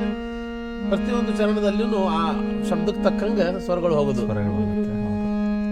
ಕರಿರಾಜ ಕಷ್ಟದಲ್ಲಿ ಆದಿಮೂಲ ಎಂದು ಕರೆಯಲಾಕ್ಷಣ ಬಂದು ಒದಗಿದೆಯೋ ನರಹರಿ, ಬಾಗಿಲನು ತೆರೆದು ಸೇವೆಯನ್ನು ಕೊಡು ಹರಿ ನರಹರಿ. ವಿಚಾರ ನಮ್ಮ ಸಾಹಿತ್ಯಕ್ಕೆ ಸ್ವರಗಳು ಪೋಣಿಸ್ದಂಗಿರ್ಬೇಕು. ಅದ್ರ ಮೇಲೆ ಒತ್ತಡ ಬೀಳಬಾರ್ದು. ನನಗೆ ಬಹಳ ಹಾಡ್ಲಿಕ್ಕೆ ಬರ್ತದ, ನಾನು ಸುಮ್ಮನೆ ಅದ್ರ ಮೇಲೆ ತಾನು ಹೊಡೆಯೋದು ಏನಾರ ಮಾಡಿದ್ರೆ ಅದು ಸೂಟೇಬಲ್ ಅಲ್ಲ ಸರ್. ಅದರಲ್ಲೂ ಸಂಗೀತ ಸಂಯೋಜನೆ ಅಂದಾಗ ಎಷ್ಟು ಮುಖ್ಯ ಆಗತ್ತೆ ಸರ್ ಅಂದ್ರೆ ಕೂಗಿದರೂ ಧ್ವನಿ ಕೇಳಲಿಲ್ಲವೇ ಅನ್ನೋದಿದೆಯಲ್ಲ, ಅದರಲ್ಲಿ ನೋವು ಅದು ಗೊತ್ತಾಗ್ಬೇಕು, ಅದು ತ್ರಾಸು ಗೊತ್ತಾಗಬೇಕು. ಆ ರೀತಿ ಸಂಯೋಜನೆ ಯಾವ್ದೋ ಒಂದು ಸಾಹಿತ್ಯ ಹೇಳ್ಬೇಕಾದ್ರೆ ಅದು ಕೇಳೋನ್ಗೆ ಫೀಲ್ ಆಗ್ಬೇಕು. ಫಸ್ಟ್ ನನಗಾಗಬೇಕು, ಆಮೇಲೆ ಇನ್ನೊಬ್ಬ ಆಗ್ತದೆ. ಹೌದು ಸರ್. ಪೋಣಿಸುವುದಂತ ಸಂಯೋಜನೆ ಮಾಡೋದ್ರಿಂದ ಸಾಹಿತ್ಯದ ಶಬ್ದಗಳನ್ನು ಸ್ವರದಲ್ಲಿ ಪೋಣಿಸೋದು ಒಂದು ಫಸ್ಟ್ ಕ್ಲಾಸ್ ಒಂದು ಹಾರ ಮಾಡೋದು. ನಿಜ ಸರ್. ನಿಮ್ಮ ಸಂಗೀತದ ಜರ್ನಿ ಎಂದಾಗ ಅಂದ್ರೆ ದೊಡ್ಡ ಜರ್ನಿಯಲ್ಲಿ ಹೊರದೇಶಗಳಿಗೆ ಹೋಗಿ ಪರ್ಫಾರ್ಮ್ ಮಾಡೋದಿದೆಯಲ್ಲ ಸರ್, ಅಂದ್ರೆ ಇಲ್ಲಿ ನಮ್ಮ ದೇಶದಲ್ಲಿ ನಮ್ಮತನದ ನಮ್ಮ ಜನಗಳ ಮಧ್ಯದಲ್ಲಿ ಪರ್ಫಾರ್ಮ್ ಮಾಡೋದು ಒಂಥರ, ಅಂದ್ರೆ ಹೊರದೇಶದಲ್ಲಿ ಹೋಗಿ ಭಾಷೆ ಗೊತ್ತಿಲ್ಲ, ಸಂಗೀತದ ಜ್ಞಾನ ಇದೆ, ಅವ್ರ ಮುಂದೆ ಸೈ ಅನ್ನಿಸ್ಕೊಳ್ಳೋದು ಒಂದು ದೊಡ್ಡ ಚಾಲೆಂಜ್ ಇರತ್ತಲ್ಲ ಸರ್. ಅದು ಹೌದು. ನೋಡ್ರಿ, ಸಂಗೀತಕ್ಕೆ ಭಾಷೆ ಇಲ್ಲ ಫಸ್ಟ್. ಹೌದು. ಇಡೀ ಪ್ರಪಂಚದಲ್ಲಿ ಇರೋದು 7 ಸ್ವರ, ಅದಕ್ಕಂತೂ ಭಾಷೆ ಇಲ್ಲ. ನೀವು ಶ್ರುತಿಬದ್ಧವಾಗಿ ಯಾವುದೇ ಸಂಗೀತ ಹಾಡಿದ್ರು ಅದು ಕಿವಿಗೆ ಹಿತವಾಗಿ ಕೇಳಿಸ್ತದೆ. ಆಮೇಲೆ ಅದು ಯಾವುದೇ ದೇಶದ ಜನ ಶ್ರುತಿ ಪ್ರಿಯರು ಅಂತ ಹೇಳಿದನ್ನ, ರಾಗ ಅಥವಾ ಸಂಗೀತ ಅಂತ ಹೇಳಂಗಿಲ್ಲ, ಶ್ರುತಿ ಪ್ರಿಯರು ಎಲ್ಲಿ ತನಕ ಇದ್ದಾರೋ ಅಲ್ಲಿ ತನಕ ಅದಕ್ಕೆ ಯಾವ ಇದಿಲ್ಲ, ಬೌಂಡ್ರೀಸ್ ಇಲ್ಲ. ಅಲ್ಲಿ ಹೋದಾಗೂ ಕೂಡ ನನಗೆ ಸುಮಾರು ಒಳ್ಳೆ ಸಂಗೀತ ಪ್ರೇಮಿಗಳು ಅಂದ್ರೆ ಒಳ್ಳೆ ಸ್ವರ ಪ್ರೇಮಿಗಳು ಅಲ್ಲಿಯೂ ಸಿಕ್ಕರು. ನಾವು ಹಾಡ್ಬೇಕಾದ್ರೆ ನುಡಿಸ್ಬೇಕಾದ್ರೆ ಅವ್ರು ಬಹಳ ತನ್ಮತೆಯಿಂದ ಕೇಳಿ ಪ್ರೀತಿ ಪಟ್ಟು ಸಮಥಿಂಗ್ ವಿ ಆರ್ ಎಂಜಾಯಿಂಗ್. ಏನಂತ ಗೊತ್ತಿಲ್ಲ ನಮಗೆ, ಆದ್ರೆ ಬಟ್ ನಾವು ಎಂಜಾಯ್ ಮಾಡ್ತಾ ಇದ್ದೀವಿ. ಆ ಥರದ್ದು ಒಂದು ಸುಮಾರು ಓಡಾಡಿದೆ ನಾನು. ಫ್ರಾನ್ಸು, ಜರ್ಮನಿ, ಅಲ್ಲಿ ಕ್ಯಾನಡಾ, ಈ ಕಡೆ ಸಿಂಗಾಪುರ್, ಮಲೇಷಿಯಾ, ದುಬೈ ಗಿಬೈ ಎಲ್ಲ ಆಯಿತು. ಸಾಕಷ್ಟು ಓಡಾಡಿದೆ. ಎಲ್ಲ ಕಡೆಯೂ ದೇವ್ರ ದಯದಿಂದ ನನಗೆ ಒಳ್ಳೆ ಶ್ರೋತೃಗಳು ಸಿಕ್ಕರು, ಒಳ್ಳೆ ಕೇಳೋರು ಸಿಕ್ಕರು. ಕೆಲವೊಂದು ಕಡೆ ಸ್ವಲ್ಪ ಓಡಾಡಲಿಕ್ಕೆ ಕಷ್ಟ ಆಯಿತು, ಆದರೂ ಕ್ಯಾನಡಾದಲ್ಲಿ ಭಾಳ ಒಳ್ಳೆ ಕೇಳೋರು ಸಿಕ್ಕರು. ಕ್ಯಾನಡಾದಲ್ಲಿ ಅಲ್ಲಿ ಹೆಚ್ಚು ನಮ್ಮ ಜನನೂ ಇದ್ದಾರೆ, ಭಾರತೀಯರು, ಇವನ್ ಪಾಕಿಸ್ತಾನೀಸ್, ಅಫ್ಘಾನೀಸು ಭಾಳ ಜನ ಇದ್ದಾರೆ. ಅಂದರೆ ನಮ್ಮ ಸಂಗೀತ ಗೊತ್ತಿರೋರು. ಹಾ. ಅದು ತುಂಬ ಒಳ್ಳೆ ಜನ ಸಿಕ್ಕರು, ಸಂಗೀತ ಕೇಳಿದರು, ಇಷ್ಟಪಟ್ಟರು. ಒಬ್ಬ ಗಾಯಕನಿಗೆ ಸಿಗೋ ಮಾನ್ಯತೆಗಳು ಅಂತ ಹೇಳಿದ್ರೆ ಪ್ರಶಸ್ತಿ, ಸನ್ಮಾನ ಅದೇನೇ ಇರ್ಬೋದು. ಆದರೆ ಒಂದು ಒಳ್ಳೆ ಕೆಲಸ ಮಾಡೋಕ್ಕೆ ಇನ್ನೊಂದಷ್ಟು ಜನ ಕಲಾವಿದರಿಗೆ ನೆರವಾಗೋದಕ್ಕೆ ಸಿಗುವಂಥ ಸ್ಥಾನ ಅದು I think it's A very special. ಅದು ಕರ್ನಾಟಕ ಸಂಗೀತ ನೃತ್ಯ ಅಕಾಡೆಮಿಯ ಅಧ್ಯಕ್ಷರಾದದ್ದು ನೀವು. ಅದು ಒಂದು ಪಡೆಯದೇನದು ಬಯಸದೇ ಬಂದ ಭಾಗ್ಯ ಅಂತ ಹೇಳ್ಬೋದು. ನನಗೆ ಗೊತ್ತೂ ಇರಲಿಲ್ಲ ನನಗೆ ಅವ್ರು ಸೆಲೆಕ್ಟ್ ಮಾಡ್ತಾರ ಅಂತ. ನಾನು ಮನೆಯೊಳಗೆ ಪಾಠ ಮಾಡ್ಕೊಂತ ಕುಂತಾಗ ನನಗೆ ಅವ್ರದ್ದು ಫೋನ್ ಬಂತು, ಹಿಂಗೆ ಒಂದು ಆಫರ್ ಅದ ಮಾಡ್ತೀರೇನು ಅಂತ. ನಾನೇ ಹಿಂಗೆ ಸಡನ್ ಕೇಳಿದ್ರೆ ನಾ ಏನು ಹೇಳೋದು, ಒಂದು 10 ನಿಮಿಷ ಆದರೂ ಟೈಮ್ ಕೊಡ್ರಿ ಅಂದೆ. ಅತ್ಯಂತ ಸಣ್ಣ ವಯಸ್ಸಲ್ಲಿ ಅಧ್ಯಕ್ಷರಾಗಿದ್ದೀರಿ ಅನ್ನುವಂಥದ್ದು ಸರ್. ಹೌದು. ಆಮೇಲೆ ನನ್ನ ಮಕ್ಕಳಿಗೆ ಕೇಳಿದೆ ನಾನು, ಏನಪ್ಪ ಹಿಂಗೈತಿ, ನಾನು ಏನು ಮಾಡೋದು ಅಂದೆ. ಅವ್ರಾಗೆ ಕರೆದು ನಿಮ್ಗೆ ಇದು ಮಾಡ್ಲಿಕ್ಕತ್ತಾರಂದ್ರೆ ಯಾಕೆ ತಿರಸ್ಕಾರ ಮಾಡ್ತೀರಿ, ಮಾಡ್ರಿ, ಒಳ್ಳೆ ಕೆಲಸ ಏನಾದರೂ ಮಾಡ್ಲಿಕ್ಕೆ ಸಾಧ್ಯ ಆದ್ರೆ ಮಾಡ್ರಿ. ಆಯಿತು ಅಂತ ಎಸ್ ಅಂಥೇಳಿ ಒಪ್ಕೊಂಡೆ. ಅಲ್ಲಿಯೂ ಕೆಲಸ ಮಾಡಿದೆ, ಅಲ್ಲಿಯೂ ಚಲೋ ಕೆಲಸ ಮಾಡ್ಲಿಕ್ಕೆ ಅವಕಾಶಗಳಿದ್ದು ಮಾಡಿದೆ. ಸರ್ಕಾರ ನನಗೆ ಅವಾಗ ಗುರುತಿಸಿ ಆ ಸ್ಥಾನಕ್ಕೆ ತೊಗೊಂಡು ಕುಂದಿಸಿದ್ರು. ನನ್ನ ಕೈಲಿ ಆದದ್ದೆಲ್ಲ ಒಳ್ಳೆ ಕೆಲಸಗಳನ್ನು ಅಲ್ಲಿ ಮಾಡಲಿಕ್ಕೆ. ನನ್ನ ಟೀಮು ಭಾಳ ಚೆನ್ನಾಗಿತ್ತು. ನಮ್ಮ ರಿಜಿಸ್ಟ್ರಾರು, ಆಮೇಲೆ ನಮ್ಮ ಸದಸ್ಯರು ಎಲ್ಲರೂ ಭಾಳ ಆತ್ಮೀಯತೆಯಿಂದ ನಾವೆಲ್ಲರೂ ಕೂಡ್ಕೊಂಡು ಕೆಲಸ ಮಾಡ್ತಿದ್ವಿ. ಒಳ್ಳೆ ಜನ ಸಿಕ್ಕರು, ಹೋದಲ್ಲೆಲ್ಲ ಒಳ್ಳೆ ಜನ ಸಿಕ್ಕರು, ಒಳ್ಳೆ ಕೆಲಸ ಮಾಡಲಿಕ್ಕಾಯ್ತು. ಆಮೇಲೆ ಒಂದು 2 ದಿನ ನಾವು ರಾಷ್ಟ್ರೀಯ ಸಂಗೀತ ಉತ್ಸವ ಅಂಥೇಳಿ ಧಾರವಾಡದಾಗ ಮಾಡಿದ್ವಿ. ಯಾಕಂದ್ರೆ ನಾವು ಧಾರವಾಡದವರಲ್ಲ, ಮತ್ತು ನಾವು ಅಧ್ಯಕ್ಷರಾಗಿ ಧಾರವಾಡದಾಗ ಮಾಡಲಿಲ್ಲ ಅಂದ್ರೆ ಹೆಂಗೆ. 2 ದಿವಸ ಭಾಳ ದೊಡ್ಡ ಪ್ರಮಾಣದಾಗ ಮಾಡಿದ್ವಿ. ಭಾಳ ಸಂತೋಷ ಪಟ್ರು ಎಲ್ಲರೂ. ಬೇರೆ ಬೇರೆ ಕಡೆನೂ ಮಾಡಿದ್ವಿ, ಈವನ್ ಸಾಗರದಾಗ ಮಾಡಿದ್ವಿ, ಗುಲ್ಬರ್ಗಾದಲ್ಲಿ ಮಾಡಿದ್ವಿ, ಎಲ್ಲ ಕಡೆ ಮಾಡಿದ್ವಿ. ಅದು ಒಂದು ಒಳ್ಳೆಯ ಅವಕಾಶ, ಅಂದ್ರೆ ಸಾಕಷ್ಟು ಜನರಿಗೆ ಅನುಕೂಲ ಆಯ್ತು. ಹೌದು ಸರ್, ಖುಷಿ ಇದೆ ಸರ್. ಜೊತೆಗೆ ಜೀವನ ಅಂತಂದ ಮೇಲೆ ಎಲ್ರಿಗೂ ಅಂದ್ರೆ ಸುಖ ದುಃಖಗಳು, ಕಷ್ಟ ನಷ್ಟಗಳಿದ್ದೇ ಇರುತ್ತೆ ಸರ್. ಆದ್ರೆ ತಮ್ಮ ಬದುಕಿನಲ್ಲಿ ನೋಡಿದಾಗ ಬಹಳ ಸಣ್ಣ ವಯಸ್ಸಲ್ಲಿ ತಾಯಿಯನ್ನು ಕಳ್ಕೊಂಡ್ರಿ, ತಂದೆಯನ್ನು ಅಂದ್ರೆ ಅಕಾಲಿಕ ಅಗಲಿಕೆಯನ್ನು ಬಹಳ ನೋಡಿದಿರಿ ಸರ್. ತಮ್ಮ ಪತ್ನಿ ಅಗಲಿಕೆ ಆಗಿರಬಹುದು. ಅಂದ್ರೆ ಸಂಗೀತ ಅನ್ನೋದೇ ಒಂದು ದಿವ್ಯ ಔಷಧಿ. ಅದರ ಜೊತೆಗೆ ದಾಸರ ಪದಗಳಾಗಿರ್ಬೋದು, ಶರಣರ ವಚನಗಳಾಗಿರ್ಬೋದು, ಅಂದ್ರೆ ಇಂಥ ಹಾಡುಗಳು, ಆ ಸಾಹಿತ್ಯ ಮತ್ತಷ್ಟು ನಿಮ್ಮಲ್ಲಿ ಧೈರ್ಯ ತುಂಬಿ ಮತ್ತಷ್ಟೇ ನಿಮ್ಮನ್ನು ಗಟ್ಟಿಗೊಳಿಸಿದ್ವು ಅಂತ ಅನ್ಸುತ್ತೆ ಸರ್. ಖಂಡಿತವಾಗ್ಲು ಅಂತ ಹೇಳ್ಬೇಕು. ಯಾಕಂದ್ರೆ ಸಂಗೀತಕ್ಕೆ ಆ ಶಕ್ತಿ ಅದ. ಸಂಗೀತ ಎಲ್ಲ ನೋವುಗಳನ್ನು ಮರೆಸಿಬಿಡ್ತತೆ ಮುಳುಗಿದ್ರೆ. ಸಂಗೀತ ನಾನು ಬರೀ ಹೊಟ್ಟಿಪಾಡಿಗಾಗಿ ಮಾಡಲಿಲ್ಲ. ಅದು ನನ್ನ ಒಂದು ಕಡೆ ಹೇಳ್ತಾರೆ ನೋಡ್ರಿ, ಅಮೀರ್ ಖುಸ್ರೋ ಹೇಳ್ತಾರೆ, ಸಂಗೀತ ಅನ್ನೋದು ಬರೀ ವಿಲಾಸಕ್ಕಾಗಿ ಅಲ್ಲ, ಅದು ಆತ್ಮದ ವಿಕಾಸಕ್ಕಾಗಿ ಅಂತ. ಸೊ ಹಂಗ ಸಂಗೀತಗಾರರು ಸಂಗೀತ ಮಾಡ್ತಾ ಮಾಡ್ತಾ ಮಾಡ್ತಾ ಅವರ ಮನಸ್ಸು ಸ್ವಚ್ಛ ಆಗಲಿಲ್ಲ ಅಂದ್ರೆ, ಅಥವಾ ಅವ್ರ ಮನೋವಿಕಾಸ ಆಗಲಿಲ್ಲ ಅಂದ್ರೆ ಪ್ರಯೋಜನ ಇಲ್ಲ ಅಂತ ನನ್ಗನ್ನಿಸ್ತೈತಿ. ಹೌದ್ರಿ ಸರ್. ಆಮೇಲೆ ಕಷ್ಟ ನಷ್ಟಗಳು, ಪರಿಸ್ಥಿತಿಗಳು ಯಾರಿಗೆ ಬರುದಿಲ್ಲ ಹೇಳ್ರಿ? ಎಲ್ಲರಿಗೂ ಬರುತ್ತೆ ಸರ್. ದೊಡ್ಡ ಮಹಾರಾಜಾಗೂ ಬರ್ತೈತಿ, ಒಬ್ಬ ಸಣ್ಣ ಸಾಮಾನ್ಯ ಮನುಷ್ಯಾಗೂ ಬರ್ತೈತಿ. ಹೌದು ಸರ್, ಹೌದು. ಆದ್ರೆ ಸಂಗೀತದೊಳಗೆ ಇರೋದ್ರಿಂದ ಒಂದು ಏನು ಅಂದ್ರೆ ನಮ್ಗೆ ಲಾಭ ಏನಪ್ಪಾ ಅಂತಂದ್ರೆ, ಲಾಭ ಅಂತ ಹೇಳೋದಕ್ಕಿಂತ ಅನುಕೂಲ ಅಂತ ಹೇಳ್ಬೇಕು. ಅದು ಅಟ್ಲೀಸ್ಟ್ ನೀವು ಎಷ್ಟೇ ನೋದೊಳಗಿದ್ರು ಒಂದು ಹಾಡ್ತಾ ಹಾಡ್ತಾ ಹಾಡ್ತಾ ನೀವು ಮರ್ತು ಹೋಗ್ತೀರ ಅದನ್ನ.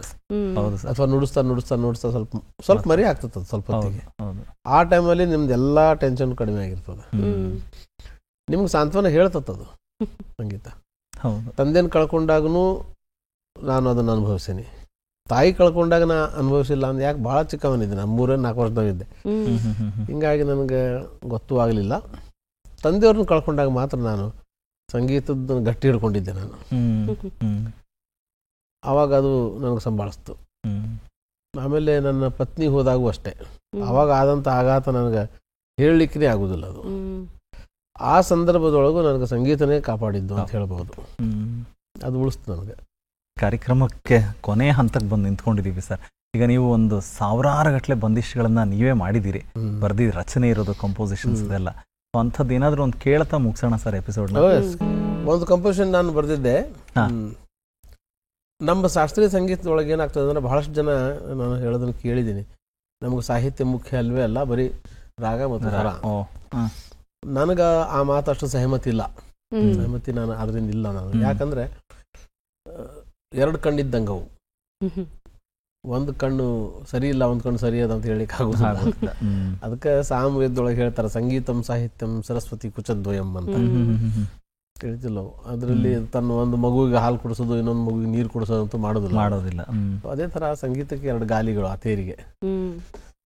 ಸಾಹಿತ್ಯ ಬರೆಯೋ ನನಗೆ ಹುಚ್ಚು ಇದ್ದಕ್ಕೆ ನಾನು ಸಾಕಷ್ಟು ಬರೆದಿದ್ದೀನಿ ವಿಷಯಗಳನ್ನ. ಇದೊಂದು ಕಂಪೋಸಿಷನ್ ನಾನು ಮಾಡಿದ್ದೆ. ನಾನು ಅಲ್ಲಿ ಒಂದು ಚಿತ್ರ ತೋರಿಸ್ಲಿಕ್ಕೆ ಪ್ರಯತ್ನ ಮಾಡ್ತಾ ಇದ್ದೀನಿ. ಏನಂದ್ರೆ ಒಬ್ಬ ಗೋಪಿಕೆಯರು ಕೃಷ್ಣನ ಬಗ್ಗೆ ಬಂದು ಯಶೋದೆಗೆ ಕಂಪ್ಲೇಂಟ್ ಮಾಡ್ತಾ ಇದ್ದಾರೆ, ನಿನ್ನ ಮಗ ನೋಡು ಬಹಳ ಕಾಡಿಸ್ತಾನ ಅಂತ. ಅವಳು ಅದಕ್ಕೆ ಆನ್ಸರ್ ಮಾಡ್ತಾಳೆ, ನೀವೆಲ್ಲ ಸುಳ್ಳು ಹೇಳ್ತೀರಿ ಅಂತ, ನನ್ನ ಮಗ ಅಂತವನ ಅಲ್ವೇ ಅಲ್ಲ.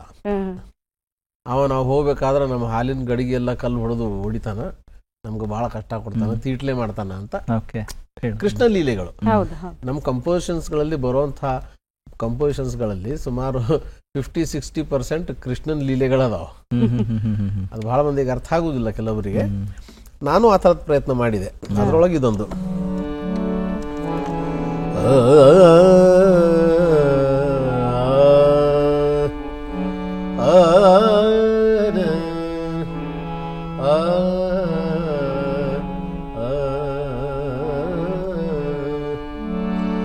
ಮಾಯರೆ ತೋರ ಲಾಲನ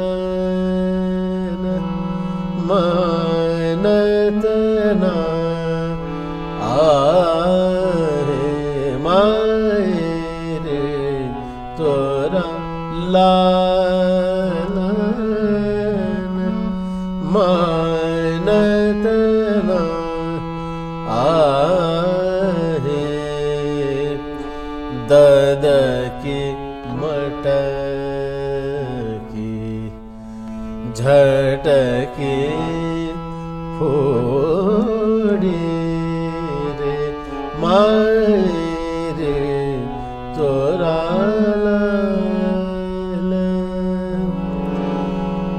ಲಾಲನ್ ಅಂದ್ರೆ ನಿನ್ನ ಮಗ ಅಂತ.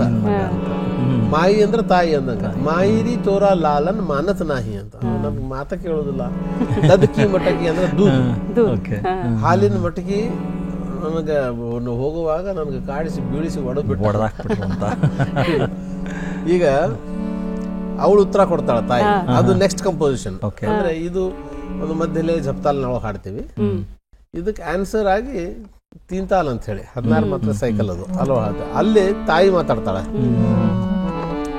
तुम सब झूठे बोले, तुम सब झूठे बोले, तुम सब झूठे बोले, लाल मोरा नादान. तुम सब झूठे बोले, लाल मोरा नादान. तुम सब झूठे बोले, तुम सब झूठे बोले, तुम ही छेड़त वाको, तुम ही छेड़त वाको, लाल मोरा भोला, लाल मोरा भोला. गुनी रंग मैं न मानूंगी, तुम सब झूठी बोले, तुम सब झूठी बोले, तुम सब झूठी. ಇವೆಲ್ಲ ಸುಳ್ಳು ಹೇಳ್ತೀರಿ ಅಂತ ಹೇಳಿ. ನನ್ನ ಮಗ ಹಂಗಿಲ್ಲ ಇಲ್ಲ, ಭಯಂಕರ ಇದು ಏನೋ ಇನ್ನಸೆಂಟ್ ಇದ್ದಾನ, ನೀವು ಸುಳ್ಳು ಹೇಳ್ತೀರಿ, ನೀವ ಕಾಡಿಸ್ತಿರೋ ಅಂತ. This is the story. ನಿಮ್ಮ ಅಭಿಪ್ರಾಯಗಳ ಜೊತೆಗೆ ನಾವೊಂದಷ್ಟು ಕೇಳಬೇಕು ಅಂದಿದ್ದನ್ನು ಕೇಳ್ತಾ ಅದರ ಅಭಿಪ್ರಾಯಗಳನ್ನು ನಿಮ್ಮ ಮುಖಾಂತರ ತಿಳ್ಕೊಂಡು ಖಂಡಿತ ಅದೊಂದು ನಮಗೆ ಸಾರ್ಥಕವಾದಂಥ ಸಂಚಿಕೆ ಅಂತ ನಾನು ಅಂದ್ಕೊಳ್ತೀನಿ. ಬಂದದಕ್ಕೆ ನಿಮ್ಮ ಸಮಯ ಕೊಟ್ಟಿದ್ದಕ್ಕೆ ಇಡೀ ನಮ್ಮ ಚಂದನ ವಾಹಿನಿಯ ಪರವಾಗಿ ನಿಮಗೆ ವಂದನೆಗಳು ಸರ್. Thank you sir. ಧನ್ಯವಾದ. ನಮಸ್ಕಾರ. Thank you.